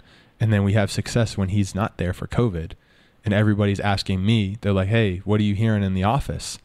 And I tried to make it a point to disconnect from the team. Right. I mean, I'm a coach now. You have to call me coach. There's no more Ryan. There's no more, hey, what's up, bro? I'm not your bro anymore for the next 2 years. And it was hard at first. It was hard, especially the older guys, because there was guys on the team who I lived with in the dorms. Right.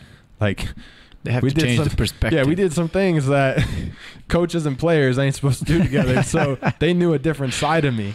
So it was hard, but those older guys, they actually got the younger guys to fall in line and call me coach right away. I mean, they started away that Coach Barabija, Coach Ryan. And one thing you brought up, I think it's also very interesting for us to know, and let's say for the people following, it's like how you played for, let's say, a couple of offensive coordinators and head coaches, right? So how often do you have a power as a QB to change the play? That's something we often discuss. So he changed the play. Is he allowed to do that? We see some quarterbacks in the NFL never change the play. They gotta play, and I mean he clearly knows it's a bust, if they're gonna run into the blitz, right? Yeah. But he didn't call it away. He didn't say, hey, let's change it up. Or guys just changing it up too often and not having success. How often do QBs actually have this, authorization from the head coach? So, I mean, it obviously depends on what type of quarterback you're dealing with. I mean, I've always prided myself on my mind first. I want to learn the ins and outs of every play, how it beats the defense. That quarterback coach I had, Robert Dutton, he's still there. He always said, whoever has the chalk last. Because if you put, you're a defensive coordinator and you put me and you in a room, I'm gonna drop my offense first. You're gonna drop your defense. I'm gonna draw the routes. Then you're gonna draw your coverage, and whoever has that chalk last is probably gonna win that battle. So we always try to put the chalk last in our quarterback's hand. So we've always been taught, and we always try to teach our quarterbacks, every play can beat every defense. Just like every defense, if it's run correctly, could beat every play. That's just how it is. Now, there's obviously mental lapses. There's, athleticism differences that obviously sway the scale. But if that quarterback has the chalk last, and he's on the field and he's able to determine what's going on, okay, well, we have protection going to the right now, but I got pressure off the left. I got to flip it. Okay, I can flip it. Now, if that quarterback, for whatever reason, he's not comfortable with it, then he doesn't have that power. Then it goes to maybe the center. The center, if the center's smart enough, if you have an older center, especially at college, he can try to flip it because he's seen everything. We had a pretty good center who could flip everything and get us in the right thing. So, in 2021, our quarterbacks didn't have to worry that much about it. But, I would say, especially at the college level, if you want to be successful, you should, pride yourself on knowing the game of football and the X's and O's above all, so that you can change things. I mean, almost every college coach and even high school coach, offensive coordinator and quarterback coach I played for, gave me the tools I needed to change plays. Like I said, just because I pride myself on my mind over my athleticism. Now, athleticism can get you out of a lot of things, but if you don't have to take hits, scramble, do all these crazy things that like Lamar Jackson and Kyler Murray do, just by knowing what the defense is going to do, then by all means, do it. Change the play. Like Tom Brady did. Yeah. Sometimes you have a coach who doesn't like that. Yeah. Like Sean McVay. Mm-hmm. He likes everything. The way he has it. This is how I draw it. Mm-hmm. This is how I called it. Mm-hmm. This is how you're supposed to do it. Now, like coaches like that, I think their offenses, and even if he's a defensive coach like that, they're so confident that that they have taught their guys that this play run this way will beat any defense that you see. So if if I'm a quarterback and we're running a certain concept, and I'm taught, okay, this is how it beats cover 3, this is how it beats cover 4, this is how it beats cover 2. You just have to read it out on the field.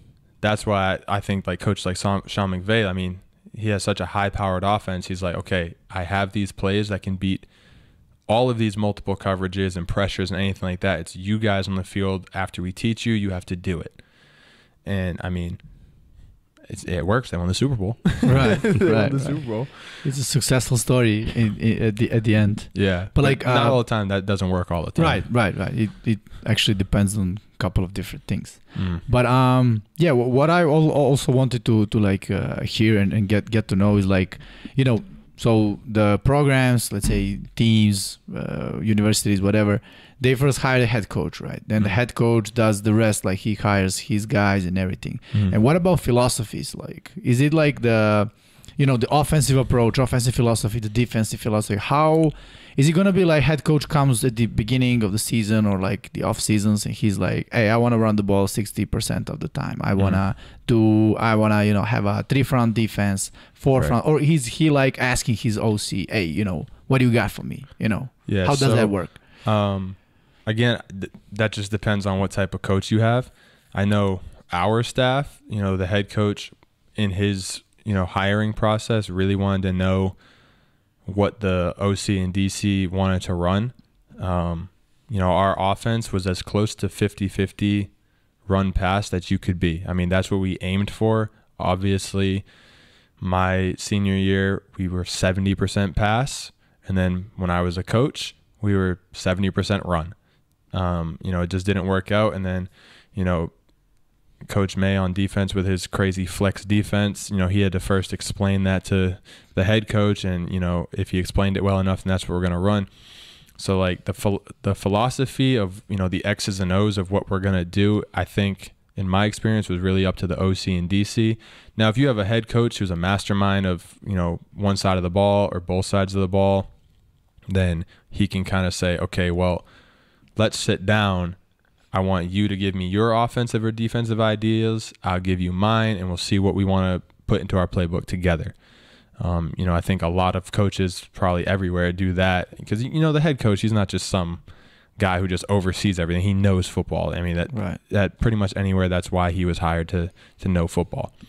And like those coaches I had before, the head coach was the DC, so there was no defensive coordinator position at all. He was the defensive coordinator. Now, his philosophy was all over the place because we were letting up 52 points a game.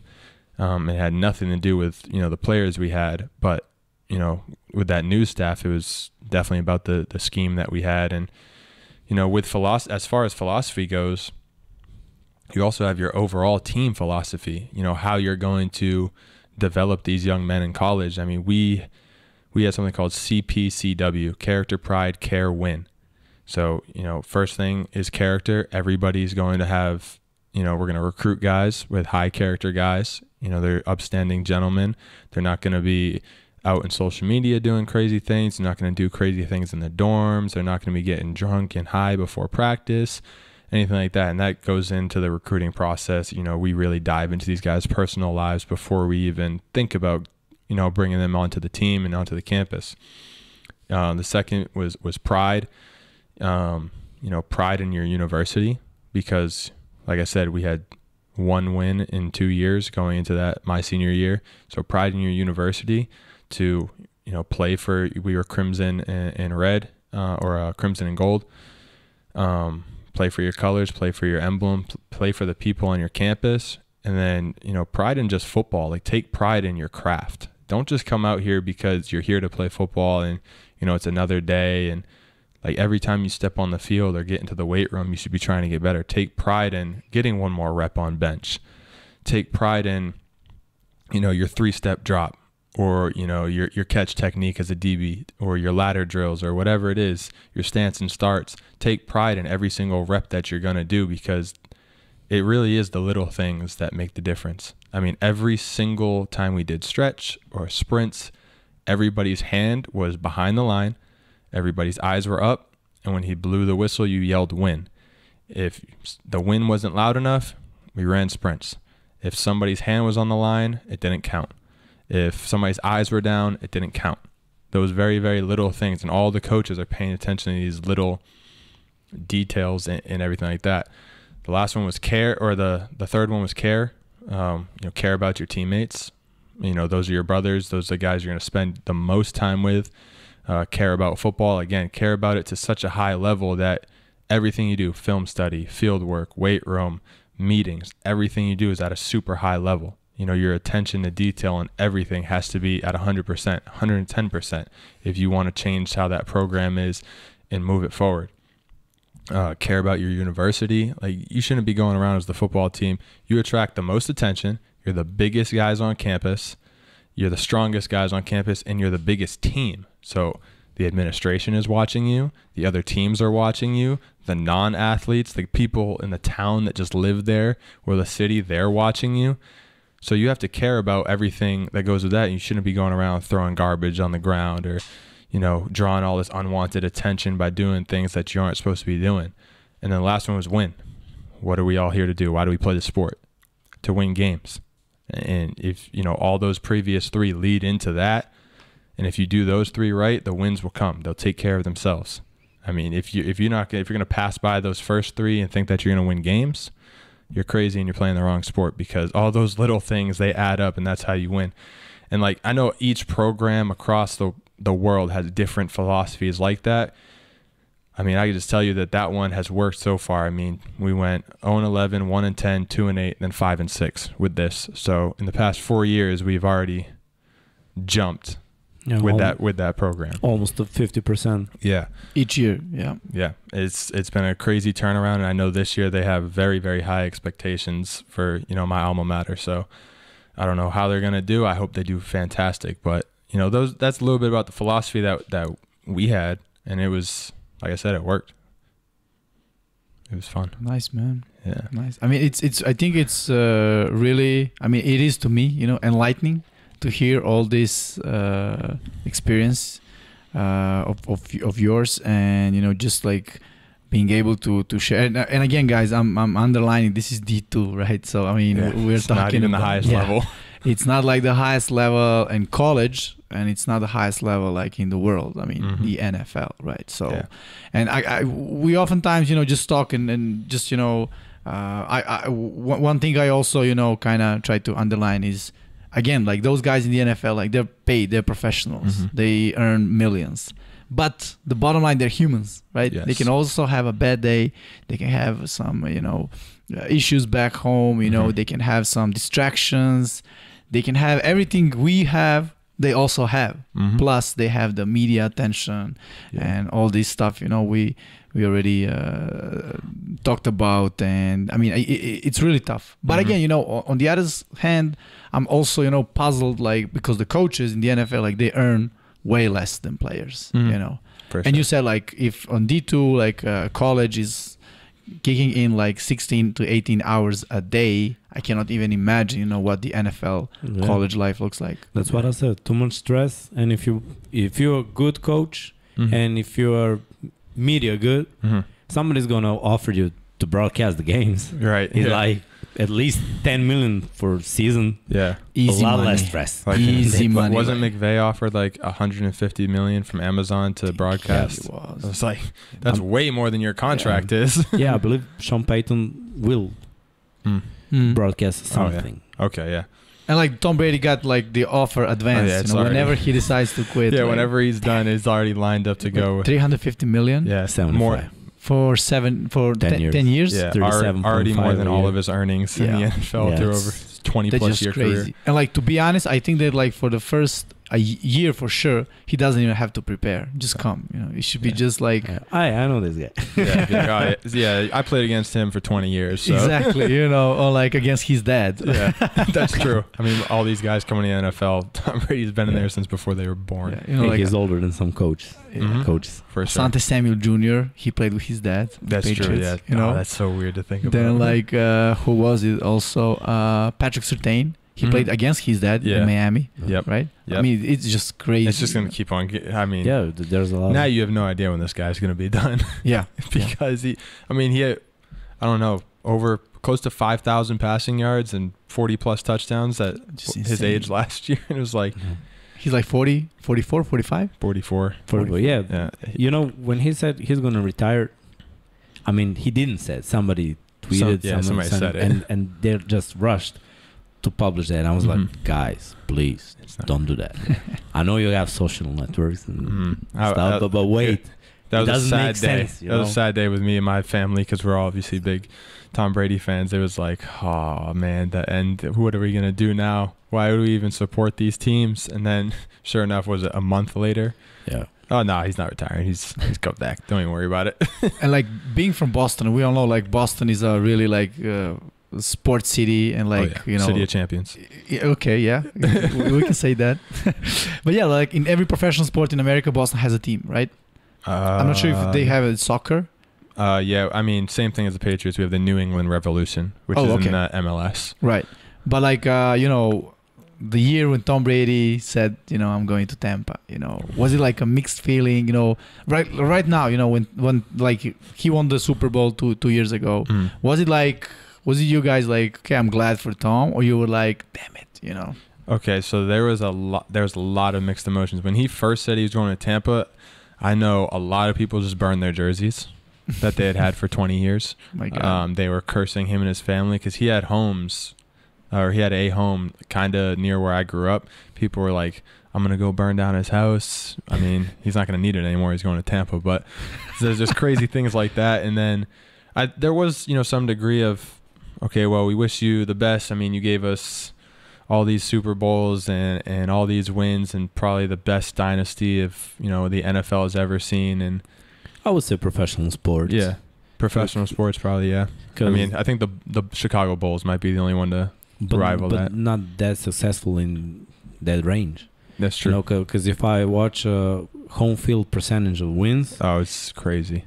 Patriots are like 90%. Mm-hmm. And then San Antonio Spurs with 80. Yeah. And they were in playoffs for 18 years straight. Right. So.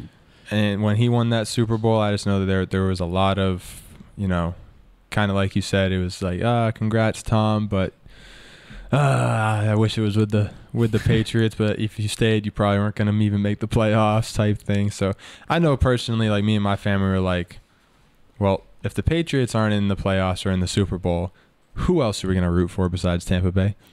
Right. I mean, we watched this guy for 20 years, 20 plus years. We rooted for this guy. You can't just turn your back on him like that. So I was kind of happy when he won. And like being from Boston and the Patriots fan, like who's bigger, Brady or Belichick? Like your opinion? Oh. And what do you think like the majority of people from Boston would think like? Was it like, okay, Brady's gone, but we still have Bill? Or was it like, damn, Brady's gone, period? Oh, God. Bill we trust. I think. And do you guys think the Bill is like the greatest coach of football? Yes, for sure. And I know that there was a lot of, Brady's not going to do anything in Tampa because he was a system quarterback. Mm-hmm. It was all Bill Belichick.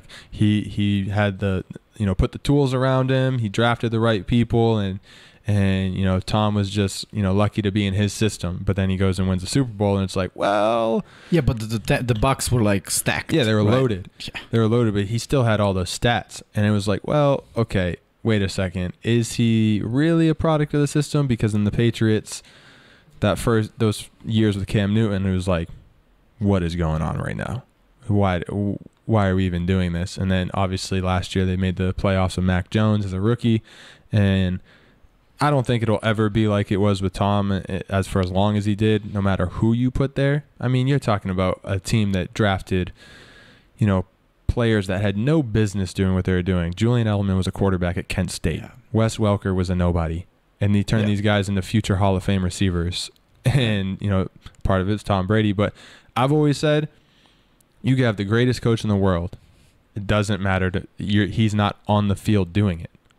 That there's a complete difference. And being on both sides, I can speak to that. I mean, you guys can speak to that. You've been players and coaches. You can't. Yeah. You could call whatever play you want, but at the end of the day, they got to run it on the field. So for me, I would say it's Tom Brady up in New England, and pretty much everywhere it was Tom Brady doing that, and obviously Bill just enhanced it that much more. Like, what do you think? Like, if you put Tom Brady now in Detroit Lions, what would happen? They'll be better than they have been in recent history. Hey, I'll tell you that. He's media trained. Yes. Yes. They won't go 0-16, I'll tell you that. Yeah. Yeah. Hey, plus, as we talking about NFL, we could touch some news. Sure. Yeah. And we're talking about Tampa and Akeem Hicks signed. Yeah. Another Pro Bowl. I thought Ndamukong Suh was going to sign, but I think Hicks is a better player right now. Yeah. I think if he's healthy, his impact is amazing. Plus, if I look at the NFC, especially South, Buccaneers are the best team in that division, and probably with that D-line, that front seven. Yeah, I was gonna say. I mean, it's tough to even say not even the whole 11 on defense, because they got, you know, 1 or 2 time Pro Bowlers in the secondary as well, and you're talking about multiple time Pro Bowlers across the entire defense for the Bucs, and adding Akeem Hicks. You know, he has a great career already, and he's very impactful. And now, like, there was that whole thing with Ndamukong Suh. He's only missed 2 games in the last since like 2011. I would say that the Bucs fits him, right? Yeah. Like he likes being there, definitely. He likes pursuing the ring, I think. Because when he was in Rams, he had like different mindset. But the only bad move I saw from him was the game against the Rams, right now in division, when he had like that 15 yards. But I don't know, maybe Stafford, you know. Yeah. Personal. You know, yeah, that's personal between them. You know how it is. I mean, ex-teammates and stuff. They struggled in Detroit at the beginning of their careers, and then they, you know, just started. I mean, he started moving around. Stafford just recently got moved around, but you know, it's Ndamukong Suh. I mean, Suh is a great player, and he can still find something. Maybe he can return to Rams. Yeah. I mean, you never know now with some of these older, impactful guys. I mean, who would have thought? I mean, Von Miller would have did what he did last year, and now he signed a mega contract with Buffalo. Yeah. It's like he's up there in his age, and he's signing contracts like this based off of what he did with the Rams in, what was it, 6 or 7 games, 8 games that he was with them. He wasn't even a full season. He was bad in first 2 with the Rams. Yeah, he didn't do anything. And then all of a sudden exploded, and now he has a major contract at like 35, 36 years of age, playing the defensive end. Yeah, it's like. So I mean, Suh definitely he'll have an opportunity to land, probably not even close to the contract that Von Miller has, but he'll land somewhere and probably have some type of impact. As we talk about Bills, they signed Tavon Young. Man, he was the first rounder and nothing, like a decade and more. And Tavon Austin, eighth pick for Rams. Yeah. You said Tavon Young. I just Tavon Austin. I mean, probably the most watched college highlight tape ever. I was like, okay, if this speed can translate to NFL, it would be amazing, but it didn't. Yeah. But if I look Bills, I mean, they always searching for the return guy. Always. I mean, they have like their own little Tyreek Hill up there. McKenzie. Yeah. I mean, he's dynamic. I mean, he can do everything Tyreek Hill does. Yeah. I mean, I think they want him in slot to be the starter. Yeah. So they don't want him to return punts. And that's true. I mean, if he goes down, I mean, at that level, you have your specific kick returner, punt returner type of guy. Yeah. There's a nice comment. Von Miller, now playing for the Bills. Not Von Miller. That's great wordplay. Whoever left that comment. He's stacking bills. Yeah. Stacking bills, Von Miller, stacking bills. Yeah, that's just crazy. There's some more news. Jeff Gladney died. in car accident. Yes. I mean, he's young. He's like 24, 25. 25, and he was a first rounder for Minnesota Vikings. Didn't play last year, and he was signed for the Cardinals. Yeah, I think. I believe so. Yeah. It's tragedy. That's really devastating. After Haskins, I mean, he died, and Marion Barber. Yeah, died Marion also. Barber. He was like found dead in his apartment. Yeah. We remembered him when the Hard Knocks, Could be. Yeah. the 2008. Something We like watched that. We were young, our was a second or third pump season. up video before the game. Pump up Hard Knocks. I know with the Dwayne Haskins situation was, hit a little different because he was obviously with the Steelers, which is right where I went to college. And actually one of my former teammates was his barber and cut his hair all the time. And he really took it pretty hard, especially after the comments. I think it was Adam Schefter put on Twitter, and it was just like, and he ended up apologizing about it. But I mean, he got so much criticism for, he was a struggling quarterback and he was trying to find his, like, the guy just and died. he should. And I'm Yeah, like, he should. like That's not the proper way. I'm like, he just in that moment, died that day, and you're out here talking about his play. Yeah, how he was struggling to find a home in the NFL. And I know that like a lot of people took that because, I mean, I don't even know the full story. They said he was like hit on the side of the road, and it was some weird like connotation, like unexplained. Yeah, they said fully unexplained. Yeah, like he was walking to get gas for his car on a highway and got hit by a truck or something like that. And that's the story I heard. Yeah. But then I've seen other things in the news that he was, doing all these things. But I mean, at the end of the day, you got these young guys. I mean, Dwayne Haskins was younger than I am. Yeah, he was very young. He came to the NFL at age 21. It's just sad to see that these young guys are going. Yeah.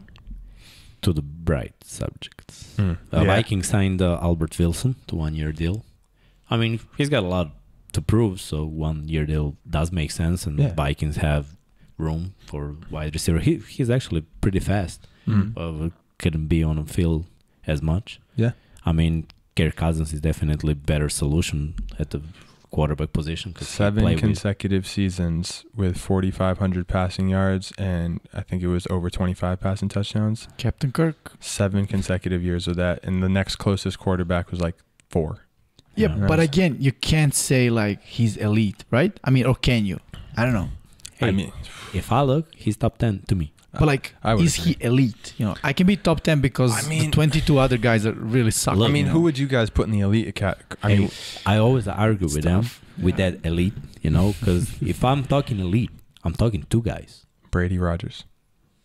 I mean, pretty much, period. That's it. That's elite. If we're talking elite, that's elite. Yeah. Who can be elite? Mahomes and Allen, yeah.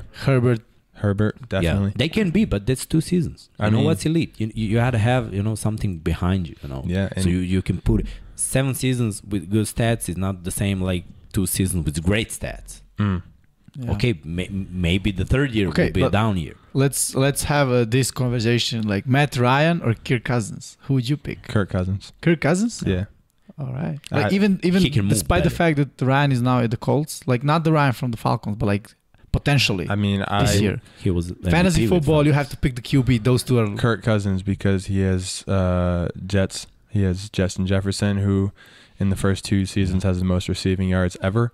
Definitely with him. Yeah. And Dalvin Cook is a great running back and receiving back at that. So again, more stats for Cousins for fantasy. So I would personally go with him. And I know up in Indianapolis, we all saw what Jonathan Taylor did. There's going to be a lot of running the football up there. You don't think like the Colts going to switch it? I think they're going to switch it up because now I think But they have Hines. They have Naheem Hines as the backup, who he spells, Jonathan Taylor really well, especially as a receiving back. But I mean, Jonathan Taylor was averaging like I think it was 6.3 yards a carry on the year. Hey, before draft, everybody said like we were talking about running backs, Vanya, and maybe we liked to do mocks and everything. And I was like, hey, the guy had 2,000 and more rushing yards. He didn't miss a game. Plus, he's a track star. I mean, come on, he's fast. He's big. He's physical. He's everything you want running back to be. Yeah, he's like and he the just next coming of Adrian Peterson when he was young in the NFL. Probably, yeah. But I still believe that, Frank Reich is like a former QB. Come on. Yeah. He likes to throw the ball. I mean, he threw the ball with Carson Wentz. Yeah. They lost games because of that philosophy, Yeah. He even forced too much out of Philip Rivers in terms of, Rivers was at his last season.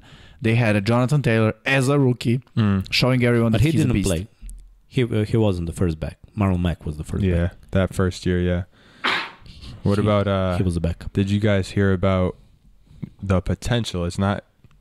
The Browns fans are going pretty crazy because Watson might be suspended for the whole season, and he has this contract. Hey, I didn't hear the whole season. I heard 6 games. I just read something earlier today. It might be 6 games, but what I read earlier was Browns fans up in arms about potential 2022 entire season with Baker Mayfield again for Deshaun Watson's suspension, because I think, what is it, 24 allegations now? Yeah, 24. 24 allegations. One was added recently. And like, how long can they keep on? Like, this is just gonna keep on. Like, it doesn't seem like they're coming to a conclusion on this case or these cases. And I mean, before we know it, the season's gonna be here. And if they're unresolved, I don't see the NFL allowing him to just jump in and start playing. I believe he didn't offer enough money. That's what I think. You're from the States. Yeah. Be real. You live by the money. You die by the money. That is true. If you're suing somebody, what you want? Yeah. Him to suffer or to get paid? It's true. It's usually the other thing, right? Option B. Yeah. I mean, this situation. He's almost the highest paid quarterback in the NFL. Mm-hmm. And by a little, he's not. But so you want a piece of that money? That's true. That's true. I mean, people. I mean, a lot of people I've talked to, especially back home, they don't like when I say it, but I find it super hard to believe that it's just one after another with all these things, all these allegations. And I'm like, there's just no way. Hey, but I mean, listen, I don't want to make any like allegations, but listen, whenever there is an issue between a player and a team, like let's rewind back to Antonio Brown. Oh, God. Similar situation. So once he got in a fight with Mayock, right, the GM, like what happened? Like a week after similar allegations. Yeah. What happened with Deshaun Watson? So like he was mad. He basically asked for a trade because he's not happy in he's Houston. not happy because like he wanted to be what Mbappe is now in Paris Saint-Germain, right? Like everything, Yeah. So they say no, and then he said, "I'm not gonna play," and then I mean, I don't know. It's just too many. How should I say that? Like coincidence, right? Yeah. Like how many coincidences until it's not a coincidence, right? Yeah, exactly. Like 24 so far for Deshaun Watson. Yeah, it's a lot. Like I said, I don't know how they're going to resolve these before the season, but I mean, it could be 6-game suspension, could be 12, could be the whole season. I mean, hey, I'm okay with that. I'm a Rams fan. That's true. That's true. I want to play against Baker. If he's there, of course. Yeah, Baker doesn't even have a home still. Yeah, I think they're going to keep him. Doesn't he live on the stadium? He shoot all the progressive. All the things like there. He probably just has a little cottage underneath. Hey, they're not gonna trade him. There's a lot of money. I read that some teams are willing to offer him like $8 million for that 5th option year, but I think it's 18 in his contract. But like, what are the teams that like Seattle needs? Yeah, Carolina. I mean, they've come out and said Sam Darnold is pretty much their guy, but are they going to take Baker or Sam? Like, so they're I would saying take Baker rather. I don't think Sam Darnold is anyone's guy. I mean, to be honest, that's just what they have been putting out on their stuff. But the NFL teams a lot of times they just say that's our guy, and then 2 months later cut. Cam Newton was. He's our guy. Then the next thing you know, cut. We have our guy. Can't deal with Cam. He put the Patriots in a really bad place. Yeah. He put himself in a bad place. He really wanted to play through that injury. I mean, that's probably the main reason. I mean, he's been pretty successful in first couple of games. Yeah. But after COVID. Yeah, I mean, a shoulder injury to any quarterback. I mean, obviously, I can speak from experience. It's nothing to play around with. And if you're told you're 80%, you can play, you can't play, especially at that level. There's no way. You have to be 100% if you want to compete at that level. And like, well, I say 100% because football, once you start the season, you're never 100%. Yeah. It's a full contact sport. But if you're not feeling good, especially at quarterback, and you can't throw that ball, I mean, the windows at that level are so small. If you're not on time and ready to go with that football to throw, it's intercepted every time. Yeah. It's just the window in the range for mistake is so small. And, playing with that injury, it was not good for him. Cardinals signed Darrell Williams from Chiefs, so they don't have Edmonds anymore, but they have Connor and Darrell Williams. I mean, Darrell Williams played a pretty good role with the Chiefs. They don't run. I think Cardinals won't run him as much, but that's a good for the depth at the position. I mean, James Conner had a heck of a year. I mean, he did. I don't even know how many touchdowns. He was putting up a lot of touchdowns in the receiving. He caught some balls that they make my jaw drop. Yeah. I was like... Coming out of the back. At his size, too. He's a big boy. And, yeah. Hey, but D-Hop won't play for 6 games. Yeah, suspension. That's problem. That's problem for them. I'm going to... Do we have... Can we go to Q&A? We can, but we have to switch to Serbian then and like ask questions to Rajan if there were any. But let's just say, I mean, so 3 retirements, really big. Like Ryan Fitzpatrick called it a career, which is like love him. Yeah. Fitzmagic. Yeah, I mean, you love him if he doesn't play for your team, right? If he plays for your team, you'll be like, oh, it's gonna be a roller coaster. He was all over the NFL, but I mean, some of the things he did and the situations that he stepped into, you got to respect the guy. I mean, he's got a heart, man. Yeah, I mean, he really cares. And he's a locker room guy. Exactly. Every place, all the players love him. Yeah. They just... I mean, didn't he go to the Bills game and sit with the fans with his shirt off and was drinking beers with them in the stands? Do you remember after the game when he played with Tampa, he took Deshaun Jackson's chain? Yeah, he had the zip down. He had the chains on. I was like, oh man. The second retirement is Frank Gore, signed like a 1-day contract with 49ers. Third all-time rusher, right? Yeah, to number 3 at all-time rusher, Frank Gore. And the third one is Alex Mack, the Pro Bowl center for the Browns, the 49ers, and the Falcons. Yeah, prior to that. So 3 big names. Yeah. We kind of all pros. So and probably Hall of Fame. Okay, so we have a first question, and I'm gonna stick with English because it's for Rajan. Nice. So Luka Preveden, that's our fan who asked the question. He asked like, how did you came to Vukovi? How do you like Serbia? How do you like it? So, to be honest, I really had no plans to play anymore. Like I said, I was coaching. I finished my coaching, and I was just like, okay, I'm gonna go get a job. I had 2 degrees in business. One of my former teammates at my JUCO ASA, he's played in Romania, he's in Germany now, he played in Brazil, so he's kind of jumped around the international level, and he's like, hey, do you want to play football? And I was like, I don't know, man. He's like, let me make you a Euro players profile. And I was like, what is Euro players? And he's like, just give me your email and I'll make your profile because I know where your highlight films are. I'll put them up there. The next day, he calls me and he's like, you're getting a lot of views on the profile because on Euro players, you can see who viewed it, how many times they did it, the last time they did it. And I probably had it 4 or 5 days before we started our conversations, with Vukovi. And I think from the time that I started the profile to the time I signed my contract to come here was a total of like 8 or 9 days.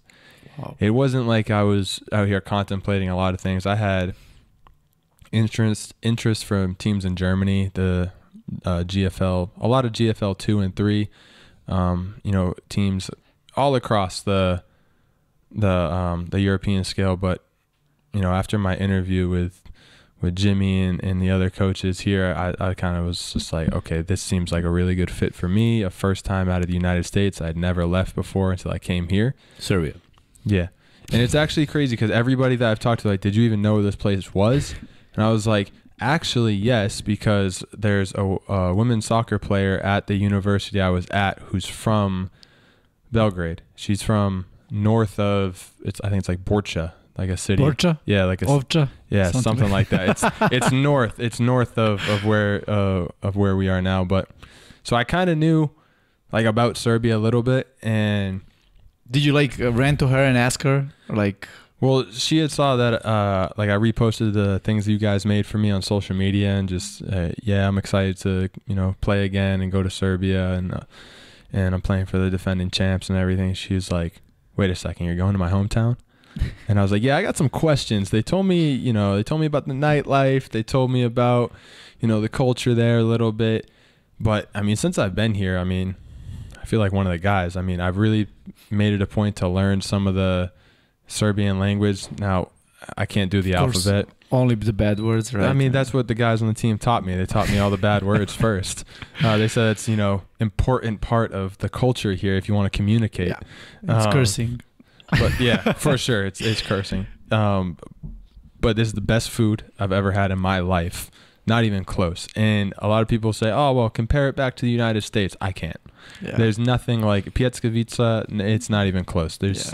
And then trust me, like Belgrade is like commercial Pljeskavica. Right. If you go like around the region, there's like cities with like the real Pljeskavica. Yeah. So they told me like the same thing when it comes to like rakia. Yeah. Oh yeah. They said like when you go out to like the little towns, like and the grandfathers out there making it themselves. I'll bring you some homemade. Oh man. Hey. They told me be careful of it. You bring the trophy. I'll bring rakia. Nice. It's a fair trade. I prefer Vinyak. Yeah. Okay. So a funny comment. Jole DJ says like his O-line must have been calling him like Saving Private Rayan. Whenever they're protecting you. Good wordplay. Yeah. Good wordplay. Okay. Also, Bojan Markov asked like a question for Rayan. Can you explain like what's the red shirt and difference between the red shirt freshman and the red shirt sophomore? Yeah, so you can redshirt at any point in time in your collegiate career. 2 semesters. Yeah, and it'll. Do you choose that, or does the coaches choose? The coaches choose it. You have no option. Now, there's a few different things that you can also take a medical redshirt. So say you're in practice and you tear your ACL. You can take a medical redshirt because there's no way you're going to play that season. And then you still have your actual red shirt as well. So then you can even go further. Now, coming back from, if you have to medical red shirt, it's a very, very serious injury, and it's hard for you to return to the stature that you played at. If you do that, sorry for interruption, do you still have your the payment from the school? Yeah, scholarship.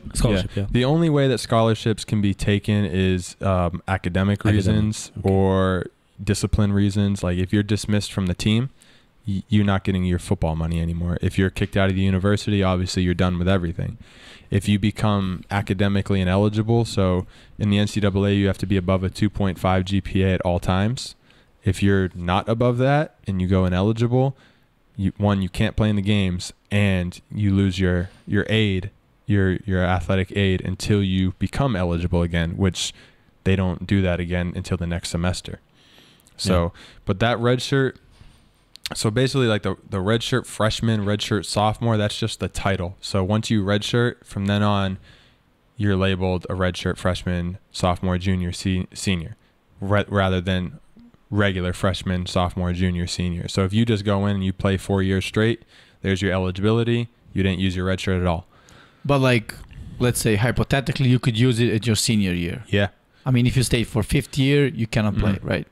Yeah. So like, if you're going to use it later on, normally they would just call that your medical red shirt because it's probably for a medical reason. Like if you're in your senior year, you probably got hurt. I mean, you're almost done with college. Why prolong it with just red shirting just to try to see if you can play another year? Because I mean, at the end of the day, you're there to get your degree, and I mean, the percentage of people who go on to play professional is very, very little. It's 0.01%. But yeah, I mean, you can use it later on, but at the very end, you get 10 semesters to play for 4 seasons. I mean, you can't there's nothing that you can do to change that. The NCAA doesn't let. Now, COVID that year messed all of these rules up because they granted a year of eligibility back to everybody.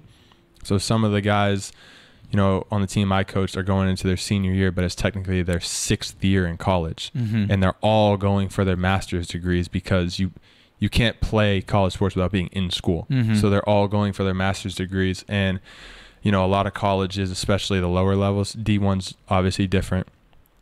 They're running into issues with people because a semester starts, or a school year starts in the fall, which is obviously when you play football, and then graduation is in May. And a lot of schools are running into athletes getting this year back, and they're going to do their masters but leaving and not finishing so that they can just play their last year of sports. And, you know, that doesn't look good on paper because, especially in graduate programs, like it shows up, okay, well, you had this many people drop out of these programs. And then it starts, you know, the states, the state boards, the school boards are like, okay, well, why did you have 27 people drop out of your business program? And it's like, well, then they got to explain, well, these guys and girls came back for athletic seasons in the fall and had no interest in pursuing a master's. They only did it so they could continue playing. So that the COVID stuff kind of threw a wrench into how red shirts and eligibility works, because anybody that was in college and had eligibility got an entire extra year. But like, bottom line, that's something that the coaches... Yeah, coaches decide 100%. Unless it's a medical thing. Yeah. Which even still, the coaches can decide, be like, okay, well, he's our 5th string tackle. And is it like most commonly used in like freshman and sophomore year? Or does it really matter? I mean, once you use it in your freshman year, it's most common in freshmen. I mean, unless you're recruited to come in and play right away. And there's like 1 year of just like accommodating to the collegiate level. That's the main reason for working it. Out. You know? Yeah, I mean, when you're 19, you're not strong enough. Yeah, you hit the gym really hard. Like, you have extra lifts when the team's on away games, things like that. You know, they'll redshirt you even if you are an impact player and can help the team, but you know, you're struggling in the classroom, and you know, you came into that college with a lower GPA. They'll redshirt you just so you can get acclimated to college classes, because it is a lot harder, especially at, you know, colleges like mine, which are smaller private schools. They'll redshirt you just off that basis alone. Now, you still keep your money and things like that, but you don't travel, you know, extra lifts, you know, extra field work, things like that. Yeah. Okay. So one more question. Again, Bojan Markov asks, like, how often do you see guys, like, let's say on the lower divisions, to play both offense and defense on collegiate level? You know, is it like a common thing, or like since you get to college, it's probably gonna be you're just offensive or defensive guy? That's exactly it. I mean, in high school, you have a lot of guys that do that, but no matter what level of college football you're at, it's a much harder style of football. And I mean, everybody's just more mature. So very rarely do you see people like Jabril Peppers when he was at Michigan playing both sides of the ball. I mean, it is so hard because you are asked to learn so much about your position, your defense, or your offense that you're in, the, you know, opponent that you're playing against. You have to be at the very best to be on the field regardless. And to do that on both sides of the ball, it's very hard on that one individual person. And I mean, you're bringing in guys to play that position. Like, they're not bringing in a linebacker for him to say, okay, well, I can help you at running back too.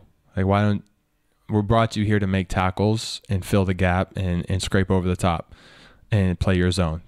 We're not asking you to run the ball. And sometimes you run into that with you know, guys who come in and they're like, okay, well, I did this in high school. Okay, well, this is a much higher level of competition. Now, you're not going to be able to do the same things that you did in high school. So very rarely do you see anybody ever playing both sides of the ball unless they're that dynamic of a player.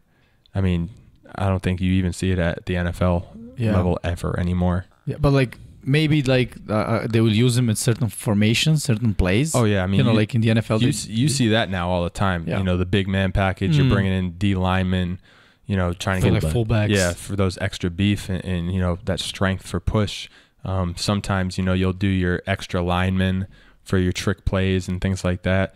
But it's all package based and personnel based. I mean, you're not just going out there and lining up with, your starting safety as your slot receiver, every possession, and he's doing both. I mean, the physicality of the game in college, the speed of the game, it's just too much for one person to play the entire game going both ways. You're asking for somebody's body to break down, and usually injuries are going to happen. Yeah. So, okay, so you're going to ask to be special team player, returner, and corner or running back or receiver, and that's enough. Yeah. So there is an interesting question. Luka Preveden asks, like, what was your experience, and have you ever, encountered doping at collegiate level, and what do you think about it in the NFL? Because for us here, looking at a guy who's like 19 years old or 20 years old, like 6'3", 245 pounds, you start big of a man, questions. Ripped. Yeah, you start asking some questions. Right. It would be like, come on, what are they feeding them? Right. And then the first question is like, okay, they must have been juiced, So in college, they have, obviously the test. So there's two types of tests that college athletes get tested for. The NCAA test for doping, PEDs, steroids and things like that. You get chosen, and it's by percentage of roster. So football usually has about 20 guys chosen because it's a bigger roster. It's per year. Yeah, it's once a year, and they come in, and the test is usually at 6:00 in the morning at a location. You're notified 24 hours before. If you show up at 6:01 in the morning, you test positive and you're out. So if you test positive, you're out for 365 days from that day. Does not matter. So what about the scholarship? Yeah, you're off scholarship, everything. So if you wake up late, it's on you. You messed up. And they put you in the bathroom with there's one male, one female, NCAA ref. You got to pee rep, and you got to pee in the cup. And then the other test is also for recreational drugs, and that's done by the school. And they can do that whenever they want to test you because it's illegal by the NCAA. And I mean, a lot of the viewers might know in the States now, like a lot of these things are becoming legal in different states, but the NCAA doesn't care. So they can tell you, okay, tomorrow at 6:00 in the morning, you will be tested.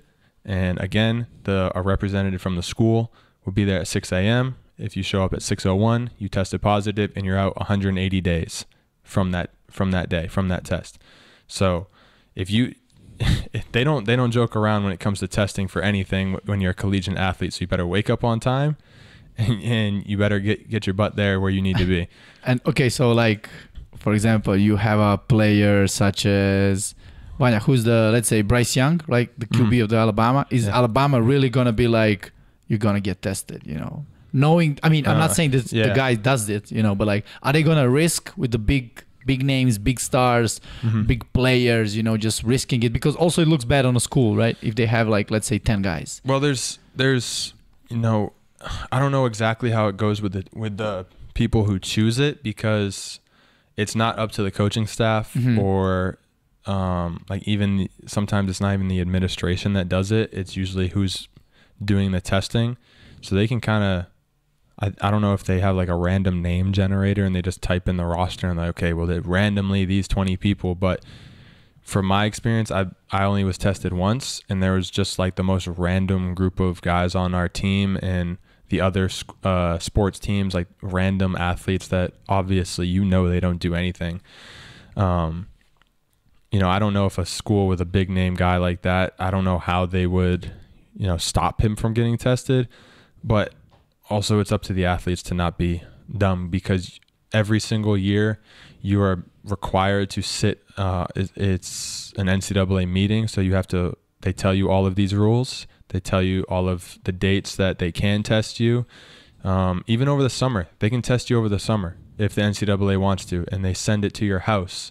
And if you're on vacation, well, you can't be on. That's why when you leave for a break, a winter break or a summer break, you have to tell the athletic department of your college where you're going to be throughout that break. Because if the NCAA sends something to your house and you're in the Dominican Republic on vacation, well, guess what? You failed your test because you didn't send it in. and now you're out 365 days. Wow. So Pretty strict. the Without NCAA scholarship. does not care. And and then your scholarship's gone because you failed your test, even though you didn't even do anything. And like, what is your experience in terms of, do you think that there's like, let's say, I don't know, a lot of guys, half of the guys, 20%, 10% of the guys that are willing to, just like use some doping and be like, I mean, I know the risk, but on the other hand, I'm going to play my chances. It will give me, an edge compared to the other guys. Do you think it's like common? Because really, like some transformation when we hear, it's just crazy. Eric Fisher, like brought into college like a QB, got picked number 1 as a left tackle. Brian like, Cushing. Brian Cushing, come on. I mean, those pictures were like, I think now it's less likely. I think, a few 10, 15, 20 years ago, there was more guys doing it. In my experience as a player through 3 different college teams and as a coach, I've never seen a guy doing it. I've never heard of anybody saying, oh yeah, I'm going to do this so that I can, bulk up and just be so much bigger and stronger than everybody. I think there's so much science out there now that, kind of pushes some of the guys away from it. Also, I know in the bodybuilding world, I have some friends that do it in the bodybuilding world, and it's very expensive and, Illegal. Yeah. I don't know if it's illegal for bodybuilding, but it is for the NCAA. No, I mean, you cannot buy it. Yeah, no, you can't buy it legally. So people are doing it under the table, and it's so expensive. And it's like, okay, well, I'm a college athlete. I'm not at Alabama getting millions of dollars for my NIL deal. I have no money because college sports is like a full-time job. I can't pay for these, products to put into my body. So in my experience, I don't think any college athletes are doing it. I mean, it's very, very hard for them to get their hands on and then continuously do it because it's not something you do one time. Right. Like that's something that you got to do for months and months and months to start seeing the differences and feeling the effects. And, you don't have months and months and months. I mean, you have continuous training and everything like that. But these strength coaches now and the science behind the weight rooms, you go into some of these weight rooms at any level, and you can see from the freshman to the senior year just the diets that these guys are on and the workouts that they do with these coaches and professionals who do it. And it's just like, wow, it's insane, the transformations. So I don't even think you really need it. Did you watch the Blue Mountain State? Of course. Oil change.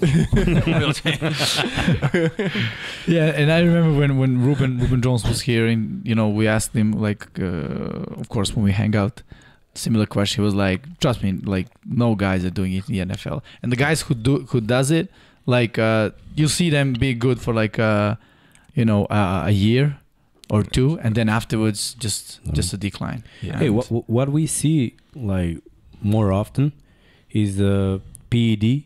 After serious injury. Yeah. I mean, I think it's a part of the rehab. I know we have here in Serbia, something like that. And you do put in some illegal substances in your body, but it's not for you to be bulked or anything, just to recover faster of the ligaments. Yeah. I mean, and even now, I mean, kind of the same thing with that rehab and therapy goes. The people on these NFL rosters, the doctors and scientists, they're so good. You said he's right, scientists, really. Like, there's scientists. Yeah, it's like there's a science to it. In his 30s, he just won't recover faster after terrifying injury. Yeah. I mean, that's if the risk is 6 games, for me to be 100% in, I don't know, October. I mean, that's calculation. He's a name. He's got money. Yeah. But that's the NFL, college. Yeah. Okay, so one interesting question, and I think we can wrap it up with this. So the Crazy Serb asks, that's the nickname. What is your opinion of the potential for football in Europe overall? And do you see like players in Serbia with the potential for playing like D1, D2 college in the United States? So like, I don't know about Europe in as a whole, because obviously this is my first time overseas being in this Serbian league. So I can talk to you about like my perspective from here and what I've heard from my former teammates across Europe, obviously, like the GFL is the most established. They have like 5 leagues. They've been here since the 70s. You know, Austrian league is really, really good. I think we're right there with some of these teams in some of these leagues. Player-wise, I know for a fact there's players in Serbia who could play at the Division I or Division II level in the United States. I mean, it's all about getting exposure, because I don't think I've ever met a college coach who is looking in Eastern Europe or Europe in general, unless somehow they have a contact who's putting, you know, European players in front of them.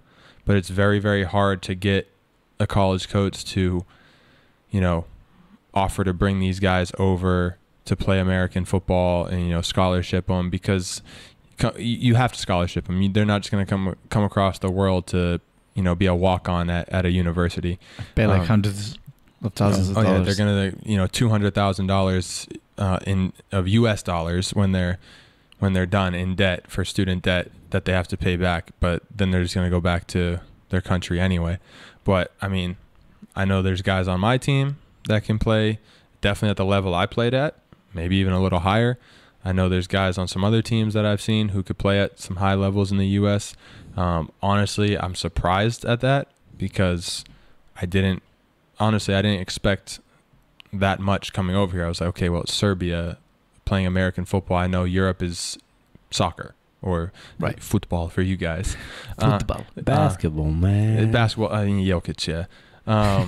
But I'm happily surprised at the level of play of, you know, some of the guys, especially the guys on my team. Very surprised and very happy with what I've seen. Okay.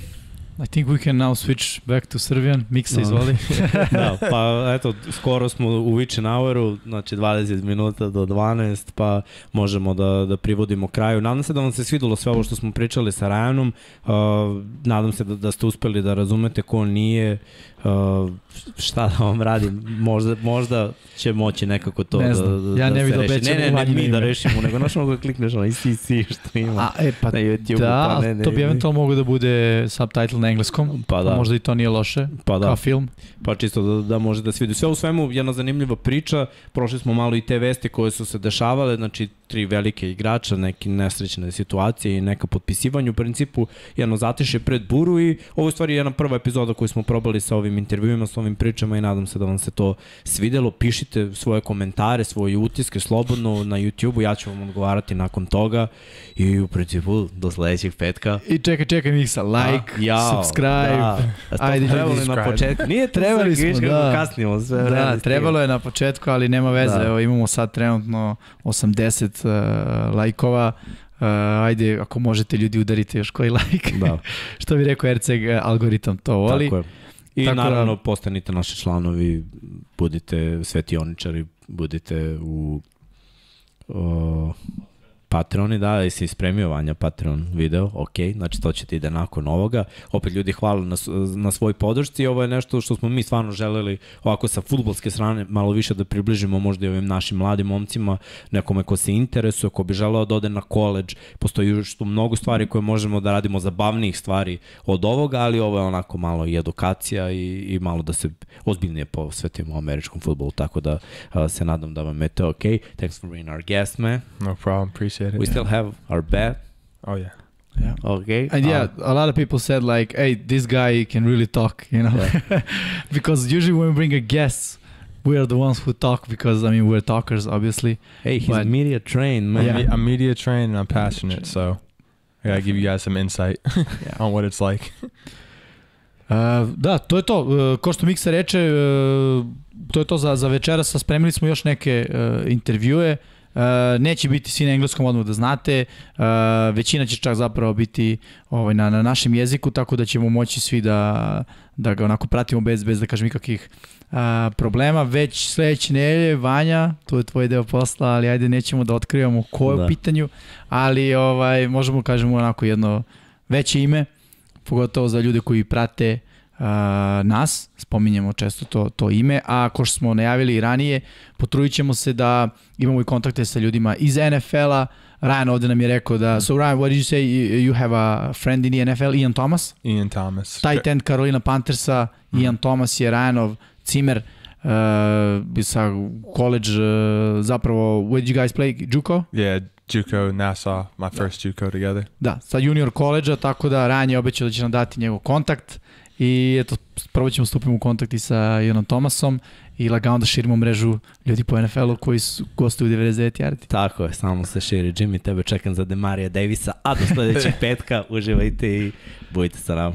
Poseban pozdrav za naše pokrovitelje na Patreonu, patreon.com kroz Infinity Lighthouse, a naši pokrovitelji su Sava, Toni Ruščić, Mario Vidović, Ivan Toškov, Stefan Dulić, Marko Bogovac, Ozren Prpić, Marko Mostarac, Nikola Grujičić, Aleksa Vučej, Zoltan Mezej, Zoran Šalamun, Miloš Banduka, Laslo Boroš, Đorđe Radović, Ivan Simeunović, Mihailo Krgović, Grgo Živaljić, Nikola Božinović, Monika Erceg, Omer Kovačević, Filip Banovački, Miroslav Vučinić, Predrag Simić, Žorž, Stefan Vidić, Mlađan Antić, Jelena Mak, Mladen Krstić, Marko Ćurčić, Milan Nešković, Ivan Maksimović, Bojan Mijatović, Petar Elić, Stefan Prijović, Nenad Simić, Luka Savović, Andrej Božo, Boris Gvozden, Boris Golubar, Zorana Vidić, Luka Manitašević, Ljubo Đurović, Borko Božunović, Đorđe Andrić, Aleksandar Gošić, Mirjana Živković, Nemanja Miloradović, Miloš Vuletić, Vukašin Vučenović, Zoran Cimesa, Miroslav Cvetić, Marina Mihajlović, Veselin Vukićević, Jelena Jeremić, Antonio Novak, Stefan Milošević, Nikola Stojanović, Jasenko Samardžić, Mihail Stamičar, Stefan Nedeljković, Zoran Majdov, Josip Kovačić, Lazar Pejević, Benjamin A, Nemanja Jeremić, da žena ne sazna, Boris Kunđić, Tijena Vidanović, Stefan Ličina,